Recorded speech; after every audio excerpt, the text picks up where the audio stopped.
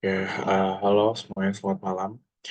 Kenalin nama aku Arden Dewanda Sudrajat. Aku biasa dipanggil Arden dari FKO yang angkatan 2022, sama yang kayak JJ juga dari KKI.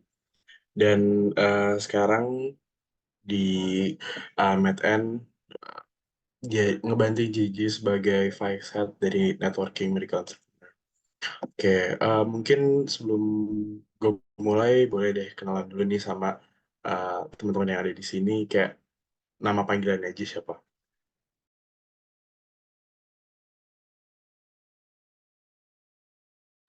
Boleh bebas siapa yang mau.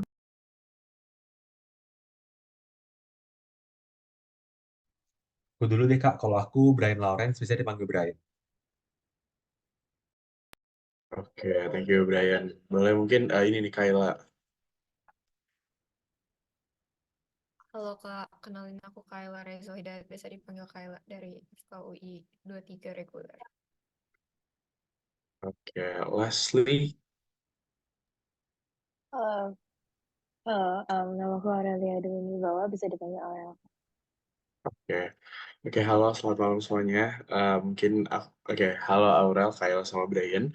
Sekali lagi gue pengen ngucapin terima kasih udah mau datang nih di malam hari ini buat uh, apa buat di kita sharing-sharing sesuatu nih. Oke, nah jadi hari ini. Bentar.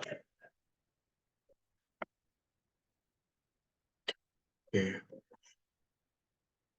ya, jadi hari ini kita bakal ngebahas tentang career networking. Jadi kayak uh, ya intinya gitu kayak karir. Kayak kalau misalnya kalian pengen berkarir, tentunya ada banyak jenjang-jenjang yang harus kalian lewati untuk sampai ke puncak. Kayak to reach the top, you guys need to do something beforehand. Dan to do that, networking itu adalah salah satu hal untuk bisa apa ya, mempermudah dan itu berlaku juga di sebuah bisnis di mana kalau misalkan kalian mau nyari potential buyers atau misalkan investors, kalian bisa ngelakuin networking ini. Oke, nah jadi ini yang akan kita bahas malam ini ada what is networking, why is it important, and types of networking and credentials 101, CV.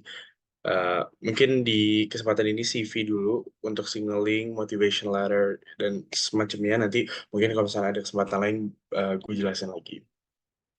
Oke, next mungkin yang pertama adalah what is networking. Mungkin jadi networking is the process of making connections and building relationships. These connections can provide you with advice and contacts, which can help you make informed career decisions. And networking can even help you find unadvertised jobs or internships and even gain potential buyers or investors. Jadi gampangnya adalah kayak networking itu apa ya? Sebuah tindakan di mana kayak lo semua tuh bisa build connection dan build relationship sama orang yang uh, tujuannya itu nggak cuma jangka pendek tapi bisa jangka panjang, gimana kalian kayak bisa nanya-nanya ke orang ini tentang masukan-masukan ke depannya, kayak mungkin karir kalian ke depannya, atau mungkin kalian mau ngajak orang ini untuk jadi business partner kalian, atau mungkin kalian lagi nyari investor atau mungkin potential buyers terhadap produk yang kalian punya. Oke, nah yang pertama itu stepnya adalah know your target. Kayak lo harus tahu lo networking tuh tujuannya apa gitu. What are the outcomes you'd expect and what are the objectives of the networking? Kayak ada banyak uh, outcome yang bisa bisa kita harapkan dari sebuah networking gitu. Mungkin contohnya misalnya kayak job position, terus potential buyers, political interest. Kalau misalnya kalian mau bergabung dengan sebuah politik-politikan, networking ini akan sangat membantu. Terus potential investors, potential business partners, di mana di sebuah bisnis tentunya kayak kita nggak bisa jalan sendiri dan apa ya kayak pastinya kita akan butuh business partner. Oke, next. Nah, yang pertama mungkin what did I do for networking? So, menurut gua untuk networking itu ada dua, formal sama informal. Nah, itu depends buat ke circle atau mungkin orang yang pengen lo masukin gitu, maksudnya kayak pengen lo ajak networking gitu. Misalnya kayak mau enak, maksudnya gimana ya? Mungkin kalau formal tuh lebih ke orang yang benar-benar gue belum kenal. Sedangkan kalau informal tuh lebih kayak gue udah kenal sama orang mungkin di sebuah circle, terus kayak gue pengen kenalan sama orang-orang lain di circle itu. Oke, nah yang pertama, oh ya Ji, kenapa Ji? Yeah, mungkin I would like to add on what you say regarding Hmm. networking. Jadi informal and formal. Sebenarnya mayoritas of high quality networking can actually come from informal networking. Jarang sih you can see, let's say ada yang konglomerat yang mau ketemuan in a networking event kayak gitu. Biasanya it's through family or friends or through similar hobbies. Contohnya kalian main golf barengan, kalian main tenis, kalian ada hobi, let's say racing or something like that, who knows. Through those connections, that's how one of the very valid ways to network. Tapi usually it's a social skill that you need to develop over time. Tidak hanya bisa semua teori-teori, tapi it is good to know some foundational things yang bisa sadarkan kami untuk bisa networking seoptimalnya. Yes, benar kata Gigi kayak so far sebenarnya memang informal networking itu lebih apa ya, mungkin kayak bisa lebih masuk kali ya, dan objektif itu kemungkinan untuk bisa dapetin tuh lebih tinggi gitu. Nah yang pertama menurut gue adalah a helping hand, karena apa ya, maksudnya kayak lo ngebantu siapapun itu tanpa lo ngeliat background mereka, kayak kita tuh nggak pernah tahu gitu kayak mereka siapa, terus mereka punya koneksi apa sama orang apa. Dan dari pengalaman gue pernah ngebantu orang untuk suatu hal. Nah, terus tiba-tiba gue ngeliat kayak dia ngepost foto sama orang yang lagi pengen gue reach out gitu. Nah, dari situ akhirnya kayak kita makin lebih dekat, dan gue akhirnya dapet juga apa yang gue mau. Nah, yang kedua ada conference. Nah, untuk conference di tahun antara 2023 sampai 2024 gue udah ikut beberapa conference, dan tapi conference itu bukan yang serius-serius banget sih, lebih ke arah organisasi aja di ISMKI sama di AMSA. Dan dari conference itu gue benar-benar bisa dapat koneksi itu banyak banget. Kayak waktu itu gue sempat dapat koneksi sama associate professor di NUS, terus di mana emang kayak gue fokus di global health untuk sekarang. Dan di situ gue bisa dapetin uh, apa ya, kayak orang-orang yang emang fokus di global health, terus kayak gue bisa kenalan sama dekannya, terus bisa kenalan sama kayak kepala prodinya gitu. Terus bahkan gue juga bisa kenalan sama teman-teman dari negara lain yang punya interest sama gitu, yang we share the same interest. Nah, habis itu yang ketiga itu organizations. Karena dari organisasi kayak ya let's say lu semua ikut medical entrepreneur sekarang, dan kita nggak tahu ya ke depannya lu semua mau jadi apa gitu. Misalnya kayak lu mau buat perusahaan, atau mungkin lu mau buat bisnis bareng. Nah, dari organisasi ini lah bisa establish gitu sebuah relationship tadi. Nah, gue juga dapat cerita dari ada seorang dokter namanya Dokter Pondra. Nah, Dokter Pondra ini sekarang dia udah punya 2 rumah sakit di Bandung sama Cimahi kalau nggak salah. Nah, eh, dulu tuh awal dia tuh sekarang umurnya tuh baru kalau nggak salah 29 atau 28, gue lupa. Pokoknya masih muda, masih kayak 20-an tapi udah late 20s. Nah, eh, beliau itu pokoknya udah punya 1 rumah sakit dia pas dia umur 28. Nah, gimana cara dia bisa dapetin itu? Jadi dia waktu itu ikut sebuah organisasi, namanya tuh gue lupa namanya apa, tapi pokoknya dari organisasi itu akhirnya dia ketemu nih temennya dia. Namanya itu eh namanya itu Bang Syauki. Nah, Bang Syauki ini memang bukan dokter, nah tapi dia itu investment banker. Jadi karena mereka berdua akhirnya ketemu, akhirnya dia dapetin resource-resource yang emang dibutuhin untuk buat sebuah rumah sakit gitu. Akhirnya dia dapet investor dari sana sini, dia dapet uh, kiriman barang dari sana sini, dan akhirnya yang masuk ke rumah sakit dia pun eh, berbagai macam gitu, segala eh, dari segala kalangan gitu, nggak cuman kalangan menengah ke atas, tapi menengah ke bawah pun bisa datang. Oke, Tin boleh. Okay, perhaps I'd like to add on to what you previously mentioned. Mungkin yang pertama terkait conference. Itu conference salah satu cara untuk be invited to the conference lain dari organization is actually through publishing di journal yang let's say Q2, Q3 yang sesuatu Q, and then you submit it to overseas or even in Indonesia punya apa conferences kan. Di sana even though you already got your let's say your opportunity network bisa kenalan banyak profesor, itu still up to you to be social enough to talk with them and reach out to them. Jadi itu memang sebuah skill yang you have to develop and practice. Kedua, research is one of the best ways to network. Jadi bisa aja kamu ada ide mau riset, and then you find a doctor or a super specialist, someone who's in that field who already does that research, and then you propose it to them. Di sana kamu bisa buat relasi sama dokter itu. Secara pribadi, for example, at one point I was interested in regenerative medicine, and I was interested in researching ini terkait BPC 157 contohnya. Habis itu saya email salah satu profesor top di UI yang orthopedic, Prof. Ismail, and he was kind enough to let me. Waktu itu I just emailed him, and then I didn't know him at all. I said I'm interested in shadowing you because you've done research in this field, and I want and possibly do research. In the span of 3 days, he replied to me, and then he's like, "Okay, sure, come meet me di RSCM." Saya langsung, wah, keren. And then langsung I interact with him, and then I talk and I propose to him my research idea. So that's one of the ways that I was able to network with that professor. Pasti juga the chance of you doing that correct about in one shot it'll be quite low. Soalnya banyak profesor juga nggak kenal, right? So it's a numbers game sometimes. Lu harus berani untuk tanya sebanyak dokter and then be okay with rejection. Itu awalnya juga sama. Awalnya waktu saya med-ed mau cari dokterpreneur untuk jadi sarang komodo, itu saya DM semua dokterpreneurnya satu persatu. I think over 20 or 30 doctors, and then a lot of them didn't reply atau kayak nggak jelas. Jadi I keep following up. So that's one of the keys. Organization juga can help, let's say, or even political, kayak contohnya kan, for example, Ardan, dia kan ingin menjadi salah satu repre untuk AMSA Indonesia kalau nggak salah. Ya, jadi dia juga harus bisa networking politiknya. Tapi organization a bit different lah. It's different from business. Kalau business, you're not really trying to do power play atau kayak not really trying to apa? What's the correct word ya?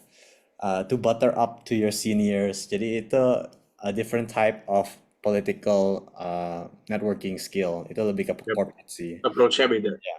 Kalau business, typically I prefer going directly to the top boss because they have the power to take action, right? Let's say they want to collaborate, ya langsung aja sama bosnya dibandingkan sama I mean if you have a kenalan that would be better, but if you don't, directly go to the boss. But the key is you need to have something of your own value before you reach out.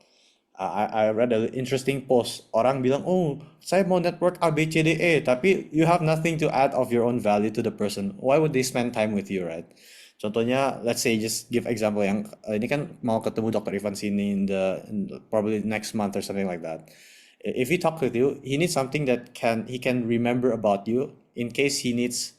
Let's say dia mau buka klinik something, and then he's like, oh, dia expert dalam bidang ini. Saya bisa cari dia untuk because I trust you and I know you, right?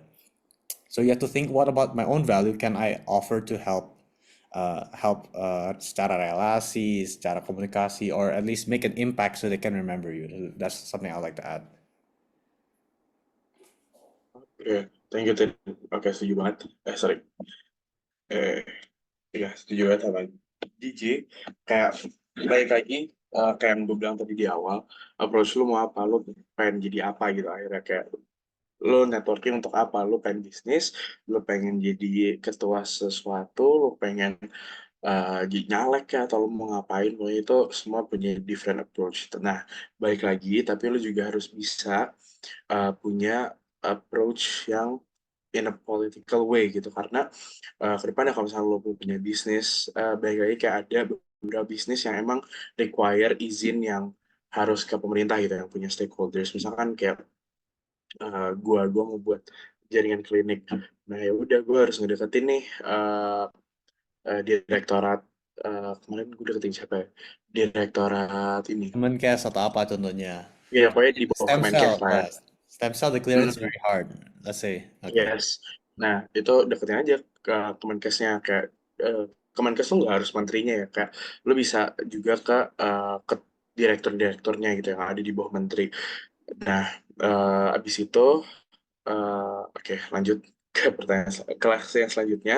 Itu adalah competition career related. Nah, misalkan ini mungkin tadi udah disinggung ya sama JJ ya. Kalau misalkan di organisasi kan banyak ya beberapa organisasi yang punya perlombaan yang eh, apa yang kayak emang udah research basis gitu. Misalkan kayak kalau di AMSAC ada science paper, terus ada public poster dan lain-lainnya. Kalau di SMKI ada medical olympiad. Terus kemarin juga gue sempat ikut business case competition di ITB dan gue sekarang juga lagi ikut medical grand challenge di NUS. Terus habis ini gue juga bakalan ikut yang di UI. Nah, dari situ lo bisa tuh kenalan sama teman-teman yang lain, terus bisa tukar pikiran. Nah, gue di setiap gue lomba itu gue nggak cuma anak FKUI doang. Nah, di kemarin masih di TB gue bareng sama anak tata kota dari UGM. Sekarang yang di NUS gue bareng sama anak hukum UI. Nah, di mana baik lagi karena tujuan gue tuh punya interest di global health dan public health. Nah, makanya kemarin gue bikin app atau website yang berkaitan dengan itu gitu. Makanya kenapa gue masukin competition career related, karena dari sini kayak biasanya tuh di business case competition, terus business competition kayak atau ideathon gitu tuh mereka suka ada pembicara-pembicara yang emang impactful gitu. Kayak misalkan kemarin di UI sempat datang Fitra Eri, terus misalkan datang eh, Menteri Bahlil dan lain-lainnya. Nah, selanjutnya itu ada public discussions. Ya, ini diskusi publik aja secara umum.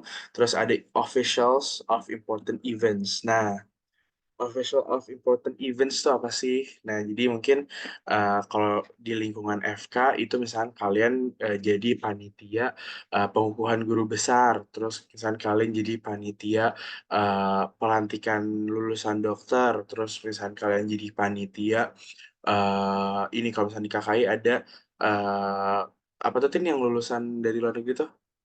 Dean's Award.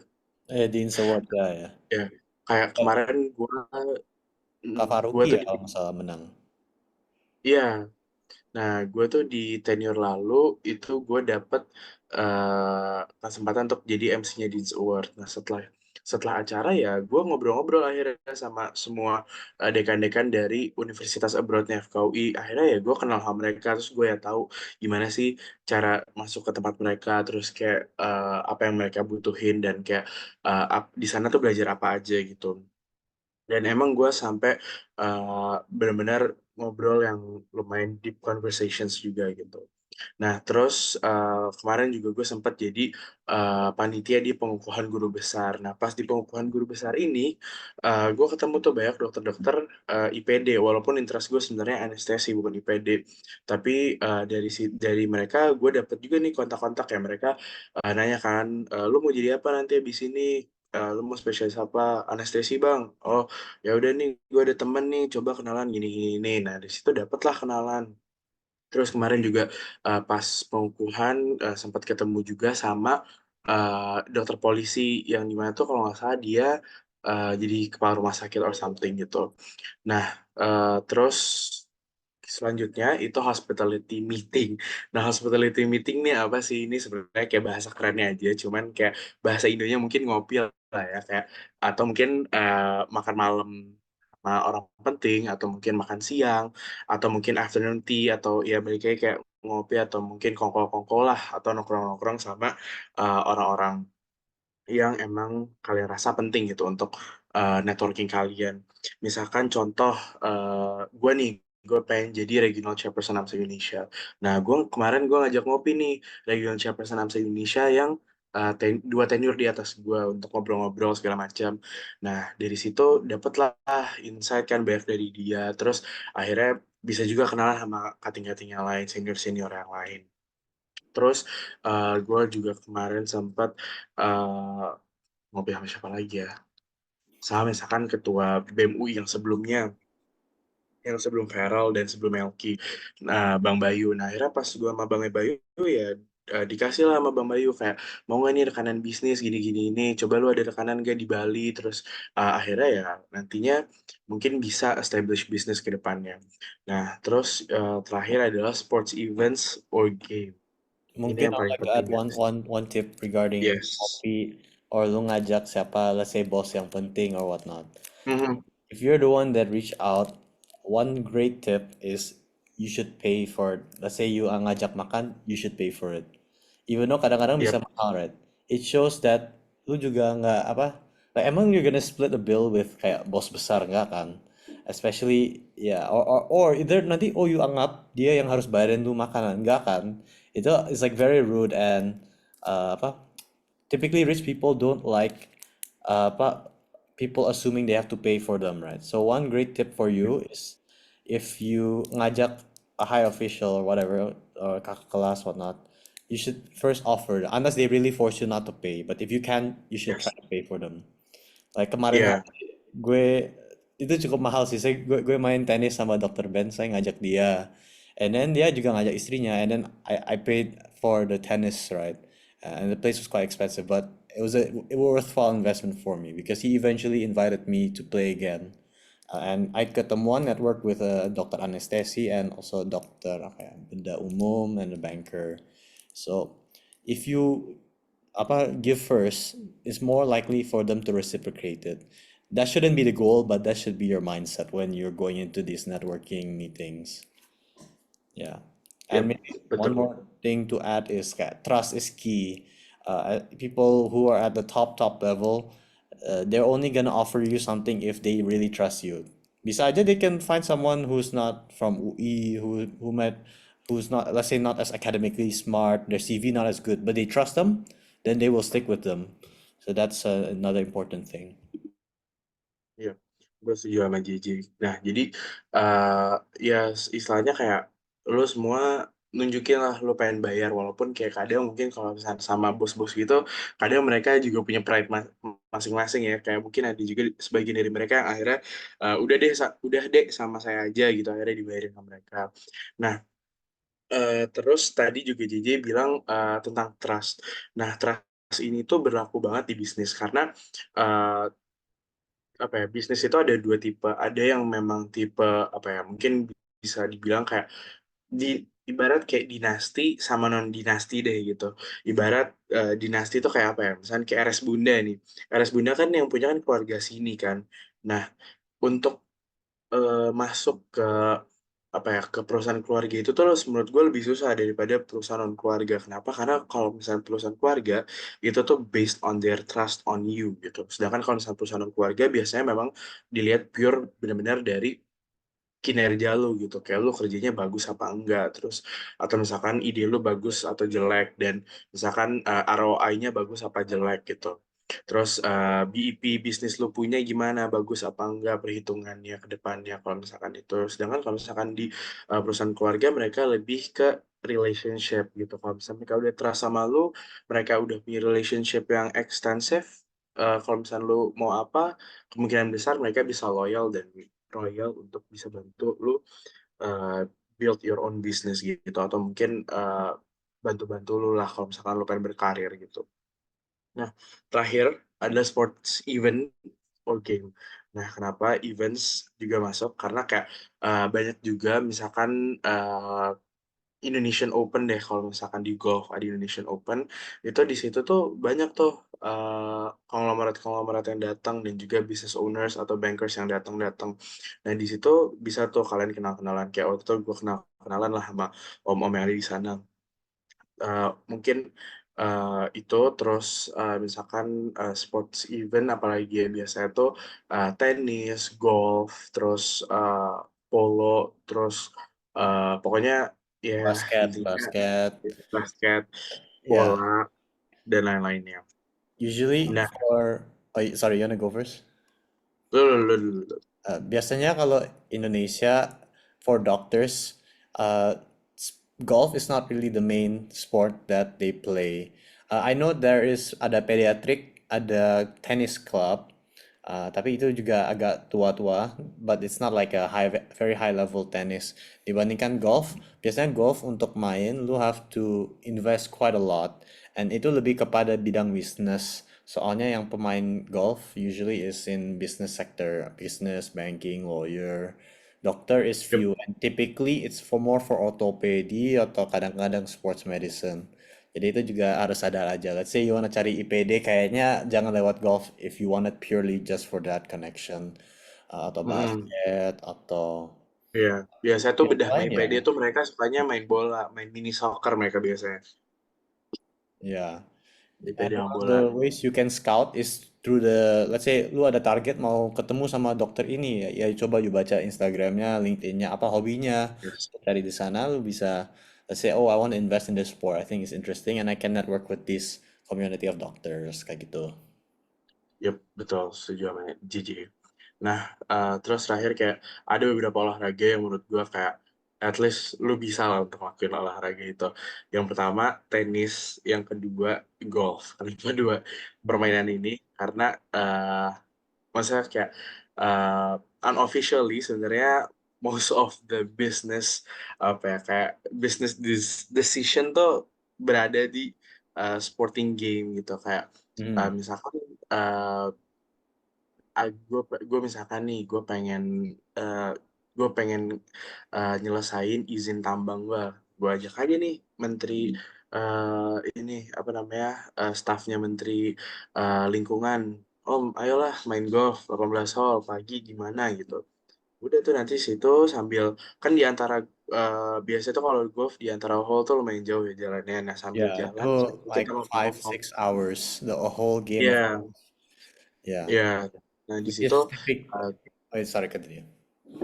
di situ kayak sambil jalan lu bisa tuh ngomong kayak iya Pak saya lagi butuh gini gini gini gini bisa nggak kiranya dibantu, nah terus baru nanti ya flowing aja lah gitu.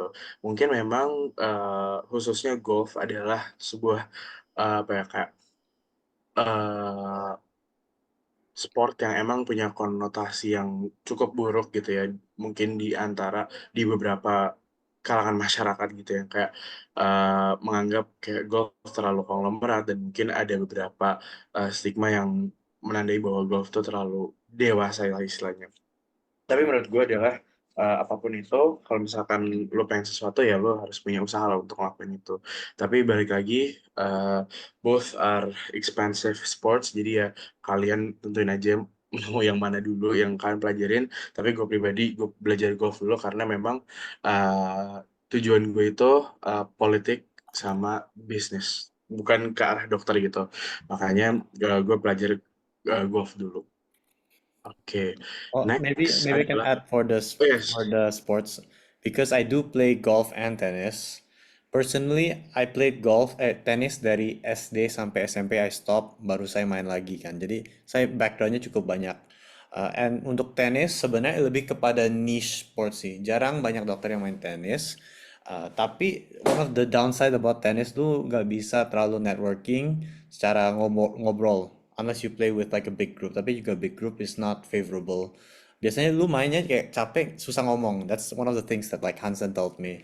Dibandingkan for networking dia prefernya golf because golf if you get decent enough lah. And one thing is like you don't want to be too bad or too good when you're networking. Let's say lu main sama menteri apa, main golf.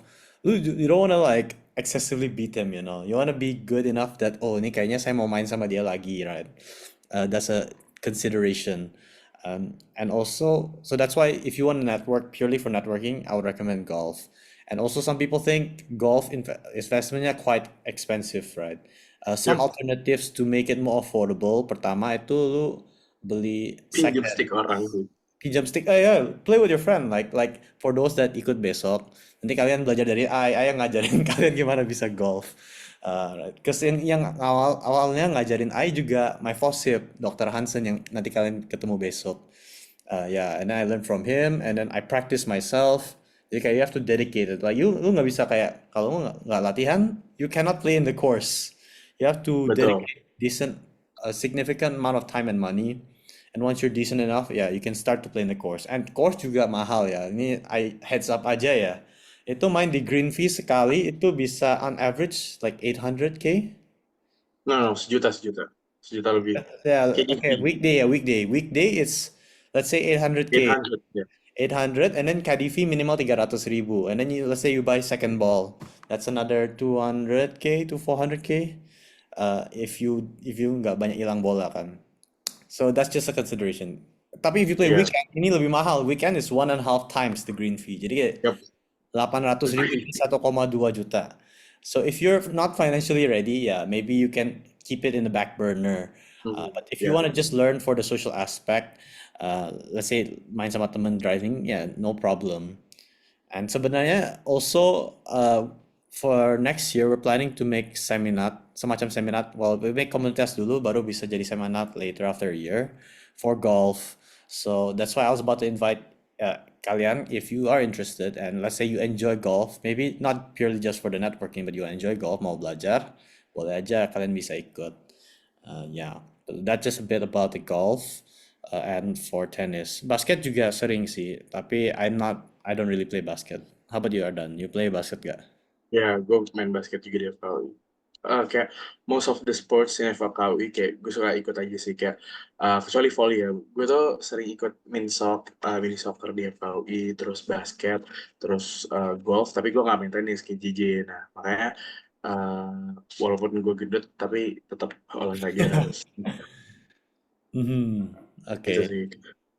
Jadi kayak balik lagi kata JJ kayak ya golf adalah mungkin kalau misalnya kalian udah punya rezeki lah ya istilahnya ke depannya, mungkin menurut gue itu adalah suatu sport yang emang good, apa ya, kayak baik lah untuk diinvest Prospeknya. gitu. Tidak ada Iya, apa, prospeknya bagus. no harm unless you're Ya, spending excessively ya.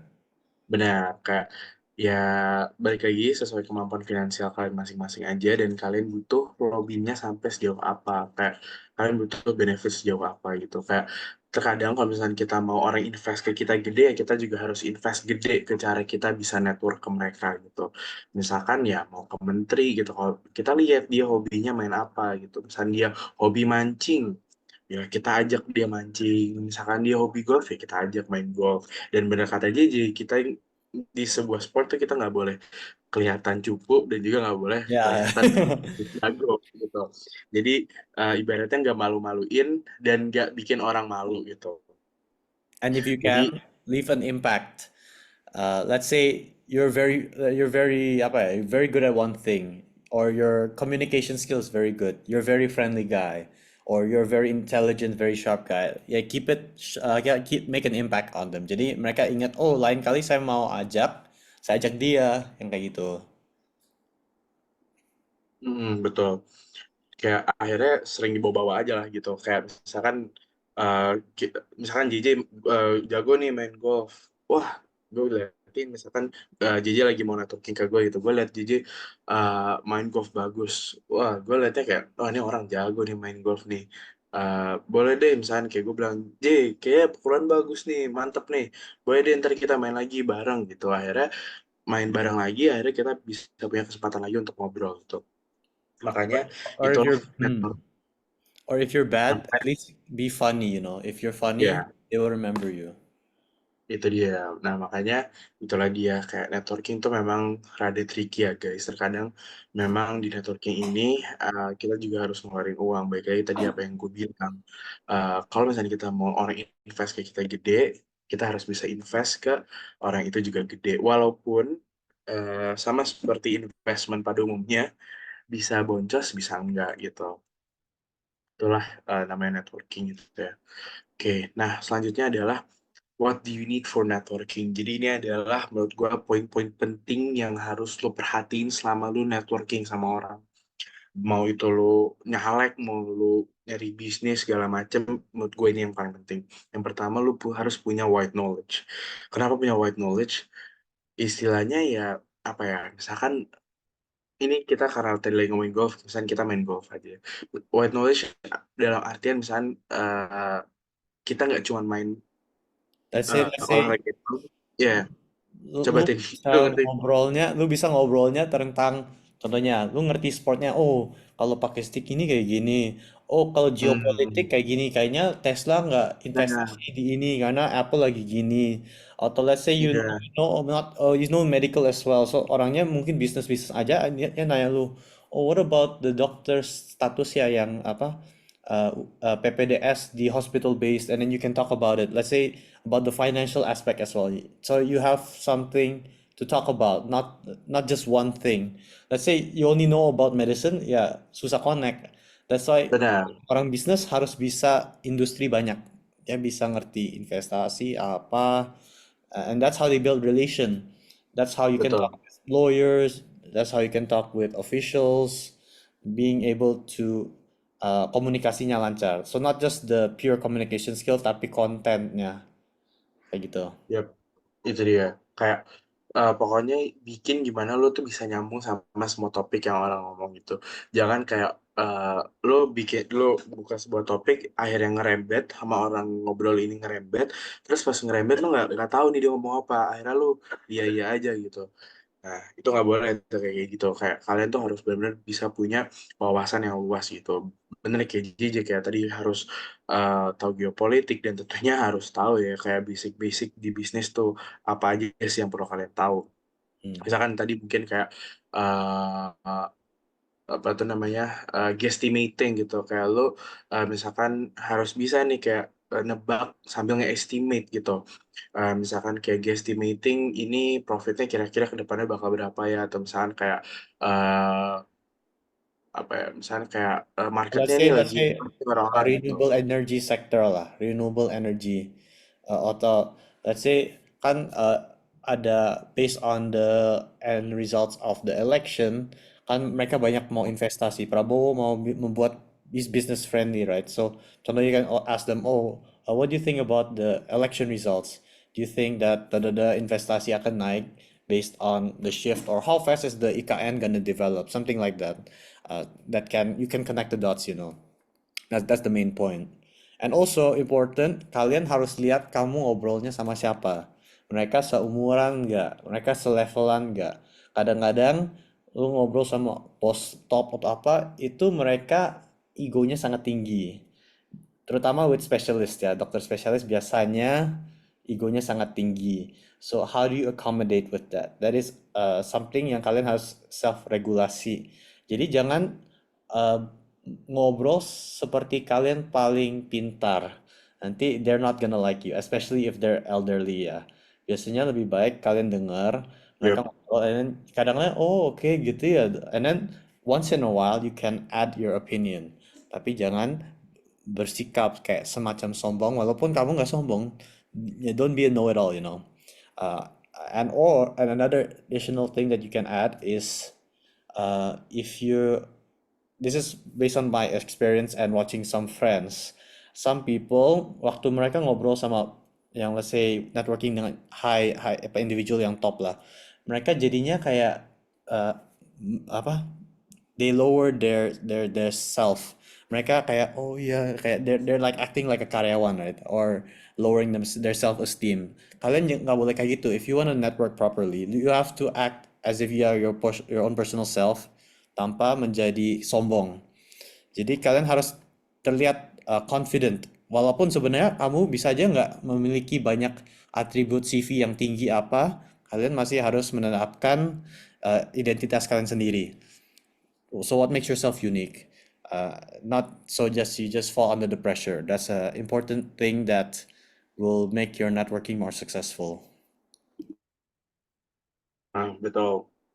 Oke, nah eh berhubungan juga dengan white knowledge, selanjutnya adalah lo semua harus bisa updated with news. Kenapa? Karena pasti orang-orang penting itu di sana mereka udah updated banget lah dengan news. Kayak mereka pasti tiap pagi buka newspaper, mereka buka magazine apa, mereka buka tabloid dan segala macamnya pasti mereka akan update dengan news gitu. Khususnya orang-orang yang kerja di bank kayak pasti mereka tuh sangat updated dengan news. Kenapa? Karena uh, satu momen aja ada panas lah di geopolitik di dunia ini, semua hal akan kena impact gitu. Nah, dimana menurut gue ya mungkin nggak harus update-update banget, tapi at least kalian bisa lah dalam sehari baca gitu misalnya detik atau apalah gitu, misalnya Tempo lah sekali gitu dalam sehari. Luangin Mungkin aja waktu untuk kalian baca berita gitu, untuk kalian bisa biar up to date dengan itu. Gimana, Tin? I have a quick solution for this. Personally, I just follow like news outlets in social media, especially Instagram Yep. and TikTok. Contohnya Berita Satu or apa Kompas or whatever yang more modern news outlets. Dan not only dari satu sumber, dari several sumber sehingga kalian bisa dapat informasi yang lebih tidak biased. Uh, and especially if you get content. Jadi walaupun kalian sudah sering pakai Instagram kan, jadi itu pasti akan melewati news. Terutama kalau newsnya selalu keluar apa something hot comes out. Uh, And for me, yeah, because I check Instagram quite often, jadi itu works for me. If you need to have dedicated session, ya boleh aja. Or if you watch whatever form you watch about news. And especially let's say TikTok lah, kan biasanya orang kira oh TikTok itu untuk entertainment aja. Untuk membuat kalian belajarnya lebih efisien sekaligus membuat edutainment. Artinya kalian coba follow konten yang edukatif terkait apapun, walau finances, terkait finances, medical, geopolitik. Lu belajar sekaligus lu entertain, jadi lu nggak habisin waktu. That's a great solution in my opinion that has worked for me. Betul. Gue setuju sama JJ. Kayak dari social media lu pada bisa dapetin banyak hal sih menurut gue. Kayak gue tuh ngefollow detik. Jadi setiap detik gue scroll Instagram pasti ada detik juga gitu. Makanya kayak most of the news gue bisa tahu. Nah, terus ketiga, tadi udah sempat disinggung sama JJ, read on the person before you meet, gitu. Misalkan, gue mau ketemu JJ ya, gue stalking dulu lah nih, IG-nya JJ, Twitter, LinkedIn-nya, ini orang sukanya apa, dia suka makan di mana, dia suka olahraga apa, kira-kira ini highlight story-nya tuh dia suka ngebahas apa sih, gitu. Terus di LinkedIn-nya, misalkan dia punya achievement apa yang nanti bisa kita puji-puji ya kan, misalkan JJ Yudis tingkat 1 gitu. Wah, keren lu bang, dulu lu Yudis ya gini-gini gitu. Ajarin dong gimana caranya Yudis. Terus baca juga link-nya, misalkan kalian punya skill yang related dan sama gitu, mungkin kalian juga bisa tukar pikiran ya kan. Nah, terus selanjutnya adalah interpersonal communication skills, di mana interpersonal communication skills ini adalah kayak gimana lu bisa ngobrol dengan lancar gitu dan gak loncat-loncat, istilahnya lu ngobrol lu flow gitu, kayak lu lancar aja. Ngobrol tuh dari satu topik ke topik yang lainnya tuh eh, apa ya, bisa nyambung gitu sampai di titik bener-bener kayak lu awalnya ngomongin apa akhirnya ngomongin apa tuh udah bener-bener gak nyambung gitu. Itu lo harus bisa kayak gitu. Kayak menurut gue interpersonal communication skills itu sangat dibutuhin banget gitu. Dan lu juga harus tahu nih orang sukanya ngomongnya pakai bahasa apa gitu. Misalkan dia suka pakai bahasa Inggris ngomongnya, ya ngomong pakai bahasa Inggris lah, walaupun mix-mix Indo dikit gitu. Terus kalau misalnya emang dia orang Indo ya ngomong Indo. Kalau misalkan uh, gue ketemu Kang Pondra gitu karena dia orang Sunda dan gue orang Sunda, ya kita ngomong bahasa Sunda gitu. Dan itu adalah mungkin beberapa tips and tricks dari interpersonal communication skill ini. Dan kalian juga harus bisa manfaatin body language, di mana kalian harus bisa punya firm shake nih. Terutama untuk laki-laki menurut gue adalah firm shake. Kayak kenapa? Karena kalau lu bisa punya firm shake sama orang, orang bakal ngeliat kayak lu udah mature lah istilahnya gitu. Terus kedua adalah uh, apa ya, pandang orang yang lu ajak ngomong gitu setiap lu lagi ngomong. Misalnya gue lagi ngomong sama Gigi ya, gue ngobrol gue benar-benar fokus sama dia gitu dan dengerin gitu, ngangguk-ngangguk. Terus kayak ya di situ orang jadi kayak merasa didengerin kan, kayak oh nih anak dengerin nih, oh, ini anak paham nih gitu. Terus yang ketiga juga adalah kayak jangan pernah pegang HP dan jangan pernah taruh HP di atas meja walaupun kalian balik gitu. Menurut gue itu something yang rude juga gitu. mau lawan bicara lu naruh HP juga, menurut gue please jangan lakuin itu. Karena dengan lu nggak nunjukin kalau ada HP di meja, itu menunjukkan bahwa lu benar-benar invested nih sama orang yang lu ajak ngobrol. Kayak lu benar-benar pengen banget ngobrol sama dia sampai lu nggak mau diganggu sama HP lu gitu. Nah, terus interpersonal skills juga tadi body language udah. Terus apa lagi ya? Mungkin JJ mau nambahin lagi J Mungkin tentang interpersonal skill. first yang kayak language itu something yang personally I struggle with ya. Soalnya kan gue dari apa sekolah inter. Jadi awalnya waktu masuk ke FKUI gue ngobrolnya nggak pakai gue lo. I use I and saya, aku. Jadi kayak agak aneh. Terutama waktu kayak Hmm. ngobrolnya sama segeng sama Ardan. Dia pakainya semua slang-slangnya. I had to adjust to that, right? And sekarang masih juga pakainya masih campur-campur. Jadi itu harus pelan-pelan dilatihkan, right? That's why especially tomorrow kalau untuk kalian yang bisa ikut untuk golf besok itu sekaligus an opportunity to network, right? Jadi a chance for you guys to practice the skill. Kalian nggak bisa langsung dapetin langsung, right? So you have to practice. And also kayak Dr. Hansen, he's very chill. He's a very chill guy. It's like even fine with me not calling him Kak, right? Walaupun kalian sering call me Kak atau apa, itu you have to adjust, right?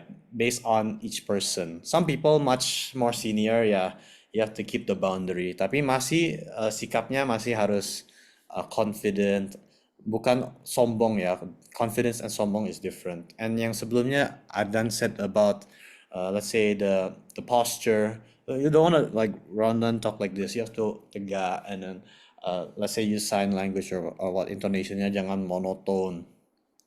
Dan maybe for guys, being physically built adalah satu sign that you've been able to commit and work hard to, let's say, salah satu kan olahraga, right? That you've been able to do something difficult and commit time to it. That's one of the things that could help. Cara kalian berbicara juga akan dampak. Even if your pronunciation is not good, at least sound like you're trying to sound confident, you know. Walaupun bahasa gue nggak keren, nggak canggih, vocabulary-nya limited, at least gue ngomongnya masih kalian bisa lancar, like you can still get the message lah. Benar. Bahkan kayak jujur semester ini gue kaget loh sama Gigi, kayak karakter development banget nih orang nih. Dulu ngomongnya soalnya tiba-tiba sekarang ini ngomongnya gue kayak wah gila. Wah terus sampai gue pernah PCJJ kayak gila lu sekarang ngomongnya gue lu ya gitu. Dan menurut gue itu adalah satu hal yang lu butuh sih, kayak kita kalau ngomong orang jangan kaku-kaku lah ya gitu ya, walaupun emang kalau misalkan sama senior gitu awal-awal misalkan iya bang gini, misalkan gue biasanya nih ya kalau sama senior, iya bang, saya lagi gini-gini nih, saya lagi pengen nyari eh, saya lagi pengen nyari pengalaman tentang yang ini nih, menurut abang gimana nih bang, mau izin arahannya gitu. Nah ntar tiba-tiba dia ngomong gue lu, nah sambung lagi sama gue lu, kalau misalnya dia udah ngomong gue lu, kita lanjut ngomong gue lu gitu. Baru kalau misalnya emang dia tetap saya sama kamu, ya tetap saya sama kamu gitu. Jadi kita benar-benar harus bisa go with the flow of the pembicaraan gitu. Dan eh apa ya, ya itulah pokoknya kayak bisa memahami konteks juga gitu. Oke, nah terus selanjutnya adalah start easy and finish hard. Nah, start easy ini adalah mungkin kalau kita ngobrol sama orang atau misalnya kayak kita lagi mulai talking sama orang tuh jangan langsung to the point menurut gue. Maksudnya kayak mungkin beberapa orang pengen ya langsung to the point, tapi most of it adalah mereka orang-orang yang nggak mau langsung to the point gitu. Misalnya kayak gue ke JJ gitu, jangan langsung ngomong kayak J gue pengen masuk PTN gitu, jangan gitu, ngomong dulu aja kan, misalnya kayak gimana J kabarnya hari ini gini-gini. Misalkan gue kenal sama adiknya JJ gitu, gimana adik lu, apa kabar gini-gini, terus ngobrol-ngobrol-ngobrol, kemarin gue ketemu temennya adik lu namanya ini, kenal nggak lu, terus kenal, terus nanti dari situ tuh bisa ngerembet-rembet tuh pembicaraannya ke yang lebih luas lagi. Misalkan gue tuh ngobrol sama dokter gitu, halo dok apa kabar, gimana kabar hari ini, Eh, apa kayak dokter dulu di FK mana, terus oh saya dari FK UNS, oh saya kenal nih sama dekan FK UNS, oh kamu kenal gitu gini ini, terus akhirnya oh gitu ya dok. Misalkan dulu dekan FK UNS suka main golf, dokter ini suka main golf ya dok, dokter suka main golf nggak gitu. Nah guys itu bisa tuh kita go with the flow lagi. Nah jadi mulai pembicaraan tuh dengan topik yang ringan-ringan dulu aja gitu. Baru nanti di akhir tuh atau misalnya di tengah tuh biasanya orangnya nanya, sebenarnya lu butuh apa sih dari gua gitu. Nah baru lalu to the point lu pengen apaan And gitu. it Nah may take more than one meeting ya. Jadi kalian harus patient. Kalau bisa kalian networkingnya nggak usah kayak you have this cast one person you have to find. Bisanya you try to find mulai networkingnya with several people. And who knows, maybe this, especially if they're higher up, typically this guy knows this guy. And then once you meet this guy, lu kenal sama ini ya?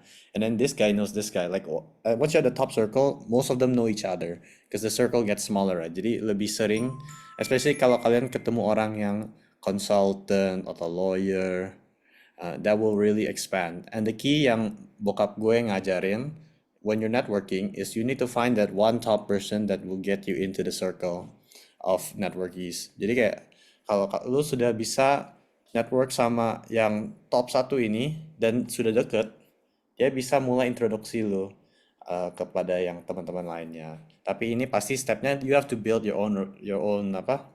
Your own report, your own value for hmm, those who want to introduce you to other top executives contohnya. mm-mm.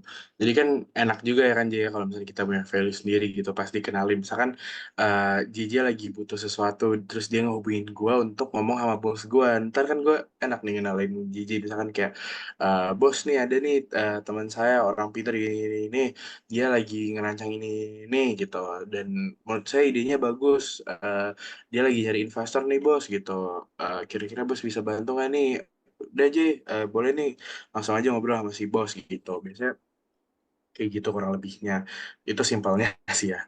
Nah kadang memang apa ya nggak bisa juga kita kalau mau networking ke sebuah perusahaan atau mungkin ke sebuah bisnis tuh langsung ke top of the chain lah langsung ke bosnya gitu. Mhm. Kadang emang kita harus mulai dari bawah gitu ya kita mulai aja dari ya tapi jangan bobo banget ya. Ya mulai misalkan dari tahap Manager manajer lah, lah. ya. Ya dari manajer nanti kalian bisa kenal lagi sama misalkan general manajernya terus nanti bisa kenal mungkin sama department head-nya dan atas-atasnya gitu. Jadi berjenjang gitu. Mhm. Cuman kalau misalkan kalian punya koneksi sebelumnya, misalkan relasi dari keluarga atau mungkin relasi dari networking sebelumnya yang bisa langsung nembus ke yang paling atas ya why not gitu. Kenapa harus mulai dari bawah ya kan Ji? Yep. And that's Makanya why, terkadang mhm. That's why Matt and terkadang takes. Oh, sorry. You go, you go. terkadang relasi itu sangat penting makanya kayak terkadang orang sering bilang ordal orang dalam tapi nggak usah munafik guys tapi ordal itu adalah sesuatu yang sangat kita butuhin di dunia bisnis ini. Oke, Mhm. silakan Ji. That's why one of the reason why MedEnt was built in the first place is for the networking. Because realistically, if you want to make any business and you do not have the fund, the financial fund, you're going to need to network in order to be able to get that fund. Terutama untuk mulai bisnis, let's say you want to make clinic or hospital, itu sudah hampir mustahil tanpa networking. And MedEnt, kita bisa langsung or much faster untuk ketemu bos-bos atau apa doctorpreneurs ya, because they have relatedness with us medical students. And also we have the branding of FKUI, which is the best medical university in Indonesia. So even if kalian mungkin raportnya belum terlalu gede and you want to network, you can use the FKUI brand. That's part of your medical students right now untuk networking. Let's say kenal sama apa? Mau dikenalin sama banker or let's say another. Oh, kamu mahasiswa apa? Oh, saya mahasiswa FKUI. Oh, tahun berapa? And blah blah blah. And then from that already increases your apa? Your personal branding to a degree. And then from that you have to add on something special. So makes you different dari mahasiswa kedokteran lain. Bisa bilang aja, oh saya anggota medical entrepreneurs. Kenapa? Karena saya tertarik mau doing this sort of business or industry. And then you say, what steps have you taken to reach there? Mungkin aja you're interested in making medical technology. And then saya mulai research terkait topik ini. And then oh orangnya tertarik. And then let's say the person have the funds to actually make it realistic. Ya bisa aja. So You need to find out your strengths and your weaknesses. Koneksi lu dari temen, keluarga itu very important. Walaupun people think it's like KKN, korupsi, kolusi, nepotisme, Nepotisme. it is very, very, very important in networking. Hmm. Yep, setuju sama Gigi. Apa ya, kayak jujur dari keluarga gue bisa dapat kenalan banyak, dari FOSIP di FKUI gue bisa dapat kenalan banyak juga. Ya, emang semua mulai dari orang-orang terdekat kita sih. Misalkan kayak jujur Matt tuh udah ngebantu gue juga loh di bidang networking. Gimana tuh ngebantunya? Nah, jadi kemarin tuh sempat ada eh, namanya tuh kalau di AMSA National Finance and Partnership Gathering. Nah, di mana salah satu pembicaranya itu Dr. Nico Azari yang dia juga jadi mentor kan ya, J, ya? Dr. Nico. Niko yang Unair, Unair. Unair ya. Nah, kemarin pas dia lagi ngomong, gue kenalin diri tuh, iya saya Arya dari FKUI dan juga anggota Mega Entrepreneur FKUI. Terus, nah dia langsung tuh ngomong ke orang-orang, oh ini Arya nih eh, anggota MedN. Nah, jadi akhirnya dia jelasin lah MedN itu apa gitu-gitu ke orang dan akhirnya itu nge-uphold apa ya, ningkatin value gue lah di mata orang-orang gitu kan kayak, oh ini Hmm. orang bisa kenal nih sama pembicaranya gitu ya kan, kayak iya belaga keren aja gitu walaupun sebenarnya nggak kenal-kenal banget kan sama dokter Niko gitu. Nah, terus selanjutnya adalah be on time on appointment. Ini harusnya gue ganti, harusnya in time. Kenapa? Gue selalu ngebiasain diri gue setiap gue mau ketemu sama orang, penting gak penting, siapapun itu, gue harus udah siap di tempatnya 10 menit sebelum waktu janjian itu. Misalkan gue janjian 15.00, 14.50 gue udah harus di situ gitu. Biasanya untuk waktu perjalanan dari satu titik tuh gue ngasih spare tuh 1,5 jam gitu. Kayak Hmm. gue orangnya nggak suka apa ya, nggak suka buru-buru lah. Waktu itu sempet kayak gue paling gak enak itu waktu itu pas kita lagi podcast sama ini aja ya sama sejawat tuh waktu itu gue sempet telat tuh Hmm. karena waktu itu mepet dari Depok dan di Jalanan Lenteng Agung macet gitu. Dan itulah dia makanya kenapa harus punya spare time di jalan tuh eh, lebih apa ya, lebih lebar gitu. Lebih baik lu yang nunggu daripada orang yang nunggu lu. Mhm. Intinya itu guys. Intinya adalah lu nunggu orang bukan orang nunggu lu gitu. Karena lu yang butuh Ya. bukan orang yang butuh gitu. Makanya kita harus bisa respect sama waktu yang udah mereka kasih ke kita. Karena trust me, semua orang itu punya kesibukan masing-masing dan mereka udah bisa ngeluangin waktu untuk kalian itu udah bersyukur banget gitu kita. Nah, eh, tapi kalaupun kalian misalkan ada force major yang memang kalian nggak bisa datang atau bukan nggak bisa datang ya, misalnya harus telat gitu, terpaksa telat, ya menurut gue nggak apa-apa, bilang aja kayak sorry dok, kayaknya mohon izin dok, sekiranya mohon maaf sekali saya akan telat sekitar 10 menit dikarenakan jalan yang sedang ini gitu. Terus ntar pas nyampe bilang aja kayak, oh duh maaf banget ya dok, tadi saya telat. Jalannya macet banget padahal saya udah jalan dari jam berapa gitu, ntar dia pasti ngerti lah. Nah, Mhm. terus selanjutnya adalah appreciate. Nah, appreciate nih gimana sih? Appreciate itu bentuknya bisa banyak ya, bisa yang pertama bayarin dia makan, terus yang kedua bisa eh, apa ya, yang paling simpel adalah setelah kalian ngobrol nih sama orang, kalian post di Instagram, misalkan terima kasih dokter at siapa gitu atas bimbingan dan arahannya. Semoga kedepannya kita bisa berkolaborasi bareng ya dok gitu. Biasanya gue kayak gitu, misalkan makasih bang at siapa atas insight-insightnya. Semangat terus ke depannya, sukses terus gitu. Nah, That menurut will gue improve dari your Instagram. personal branding. Mm-mm. Biasanya kalau orang Dari lihat, Instagram itu ya jadinya orang juga tahu kayak oh ini Arden kenal sama ini mantap juga nih orang gitu. hmm, Gimana and Cip? then Nambahin mereka apa aja nanya, tadi? oh, kalian bisa ketemu gimana? And then they ask you, right?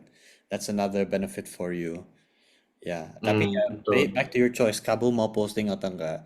Tapi biasanya di dunia kedokteran, it will be more beneficial for you to be somewhat active on social media. Ya, betul.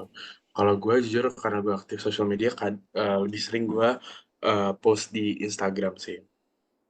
Kayak ya pasti orang tuh kayak seneng lah kalau bisa di-post gitu sama kita kayak makasih Dokter Justin Jaya buat suguhannya eh, sukses dan semangat terus ke depannya gitu.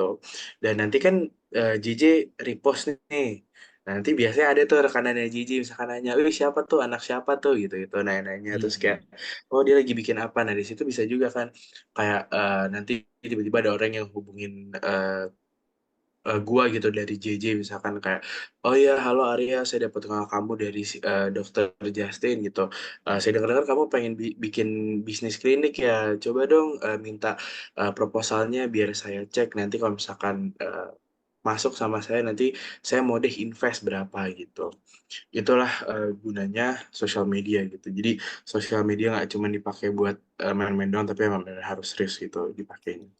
Nah, terus yang kedua terakhir adalah lobby and not seek for attention or ingratiate gitu. Dan ini berkaitan sih keduanya. Dua terakhir nih sama create benefit on both sides. Jadi menurut gua networking itu bukan ajang kalian cari muka gitu. Tapi kalian benar harus bisa ngelobi, kalian harus bisa create benefit on both side. Ibarat kata begini, eh ini gue ngomong rada kotor lah ya. Misalkan gue pengen nyalek, gue ngobrol nih sama eh, hama camat di kecamatan A itu. Ngobrol-ngobrol, Pak, saya lagi mau nyalek nih, boleh kali dibantu gitu ya. Nanti Bapak ngasih saya berapa suara, saya ngasih kontribusi deh nih di kantor kecamatan, misalkan beliin Tergantung ambulans baru ya kampanye. atau apa gitu. Jadi kalian benar-benar harus bisa create value gitu. Apa yang uh, lu pengen dan apa yang bisa lu kasih ke orang. Gitu. Jadi, jangan terlalu apa ya, jangan terlalu egois kayak lu cuman pengen dapet sesuatu dari orang, tapi lu nggak mau ngasih balik ke orang itu. Jangan pelit lah itu kalau di bisnis menurut gue kayak lu Hmm. harus bisa create benefit on both sides gitu karena orang mau invest ke lu tentunya dia mau return kan makanya ada singkatan ROI return on investment. Eh, Ya intinya gitulah kayak lu mau orang invest ke lu ya lu harus kasih mereka value apa sih yang bisa lu kasih balik lah ke mereka karena gue ngeliat bahwa apa ya banyak anak FK yang menurut gue terlalu nyari muka gitu bukan mereka untuk ngelobi gitu. Maksud gue nyari muka nggak apa-apa tapi nyari mukanya harus cantik ya kan jangan terlalu kelihatan banget lah gitu jangan terlalu ngejilat banget gitu jadi kayak kalau misalnya kalian mau eh, deketin dokter gitu jangan terlalu cari muka jangan belaga so pintar di kelas atau mungkin jangan yang Jangan kayak terlihat kayak what's it called? You're desperate.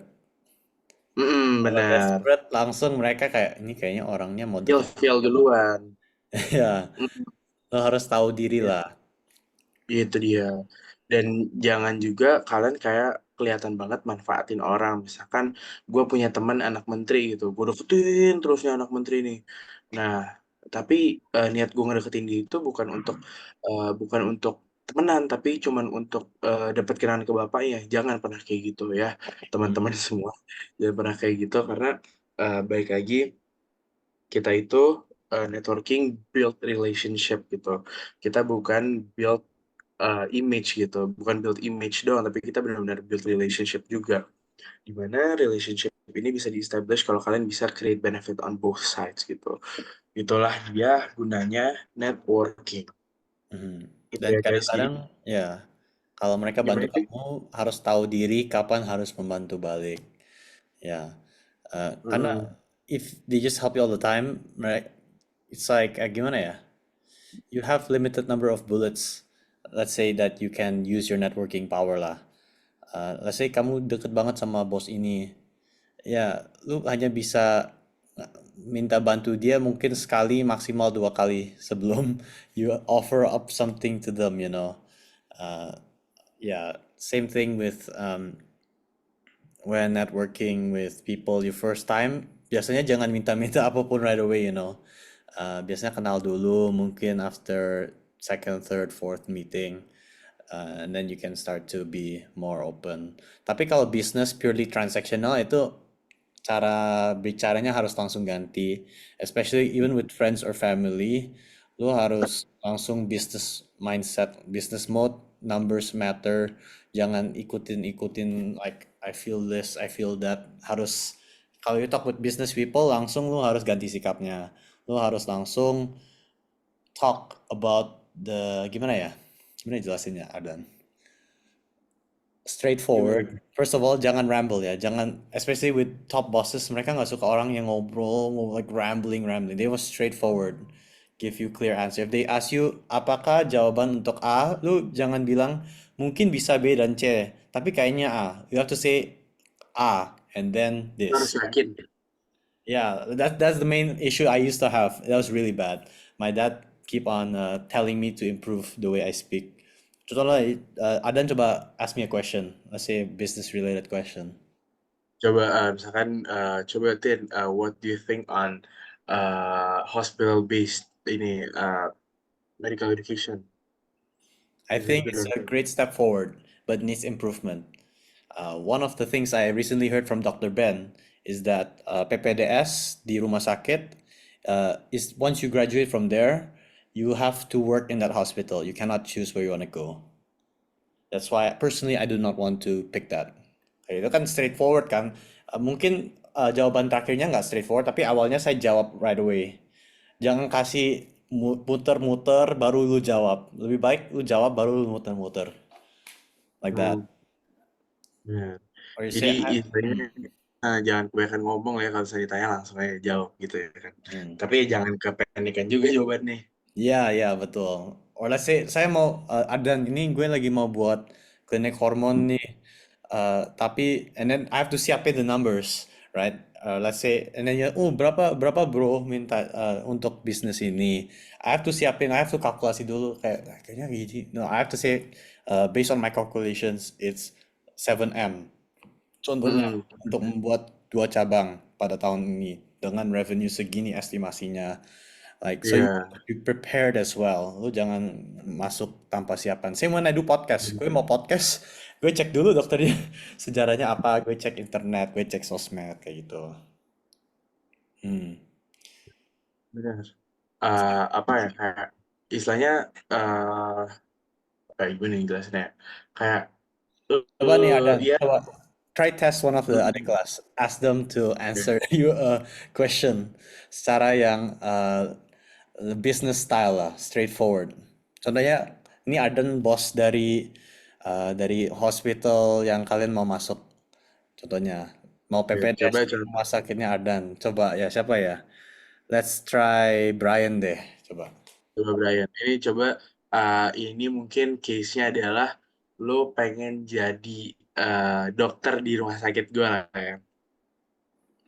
Oke, coba mungkin yang pertama, coba Brian jelasin ke saya kenapa dari berbagai rumah sakit kamu milih rumah sakit saya. Oke, kalau dari saya sendiri itu, saya memilih rumah sakit Bapak itu karena saya sudah melakukan banyak riset dan saya menemukan dengan dengan pengalaman saya sekarang dan dengan spesialisasi saya sekarang, saya menemukan bahwa rumah sakit Bapak itu merupakan rumah sakit terbaik untuk pengalaman saya dan saya percaya diri saya bisa berkembang jauh lebih banyak apabila saya masuk rumah sakit Bapak. Nah, menurut gue udah bagus. Cuman tadi ada satu miss di akhir bahwa lo ngomong, menurut saya akan bisa lebih berkembang kalau misalkan saya masuk rumah sakit Bapak. Nah, menurut gue itu kayak pemilihan katanya kurang tepat Yeah, gitu. not confident, yeah. Have to Ya, be.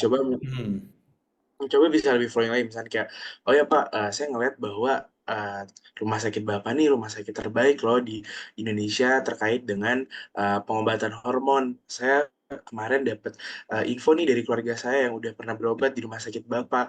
Maka dari itu saya pengen nih ngeimplementasiin ilmu yang sebelumnya saya udah dapetin tentang hormon untuk kedepannya saya bisa lebih berkembang lagi nih tentang hormon dan saya harapkan saya juga bisa mengembangkan teknologi hormon ini di rumah sakit Bapak gitu. And that's more straightforward as well. Lu jawab right away because ini adalah terbaik, and then you explain the why. So you give the Ya, answer first, and then you give the why. Oke, dan coba kalau bisa contohnya. based on experience juga. Ya, based on experience. dari pengalaman saya this, so it makes it more personal, right? So they know more Hmm. about you. Hmm. Yep. Mungkin Ya, coba coba. yang lain deh. Let's see, siapa ya? Coba deh Aurel. Contohnya Ardan lagi ketemuan di mana ya? Let's say Ardan adalah sebuah banker lah. Dia sebuah banker. Dia di industri let's say dia specialty-nya terkait bisnis F&B, food and beverage. Dia pernah investasi di bisnis kopi kenangan contohnya. Coba Ardan ask a question. Oke. Coba misalnya gue investment banker, terus lo lagi ngajuin lo pengen bikin restoran. Coba Arel jelasin dong ke saya nih, lo butuh berapa nih buat bisnis ini? Uh, BIP-nya berapa sih? Jangan deh, Susan. Coba, Capex-nya berapa? Capex, capital ya, expense. ya tolong langsung aja. Ya udah, Aurel, kira-kira butuh berapa nih? Dan saya dapat berapa persen ya kalau misalnya. Ya coba, ya udah Aurel, untuk saya bisa kontribusi di bisnis kamu, saya butuh berapa sih gitu. Ini anggapnya, let's say he's around your age or a bit older. So it's not like he's very old. If in this situation, I'm not allowed to say a number though, right? Isn't it like kind of Bilang aja, kan ini sudah business context. Bilang aja kayak estimasinya like this. Just make up a number, make up a number. oke, jadi untuk investasinya dari kakak butuhnya maybe 25 juta, tapi itu kayak nanti kakak ada dapat bagian dari bisnisnya 20%, for example. Kalau mau dinegosiasi lagi bisa. Hmm, oke, 25 juta ya. Nah, kira-kira dengan saya invest 25 juta, kira-kira ke depannya saya bisa dapat berapa nih?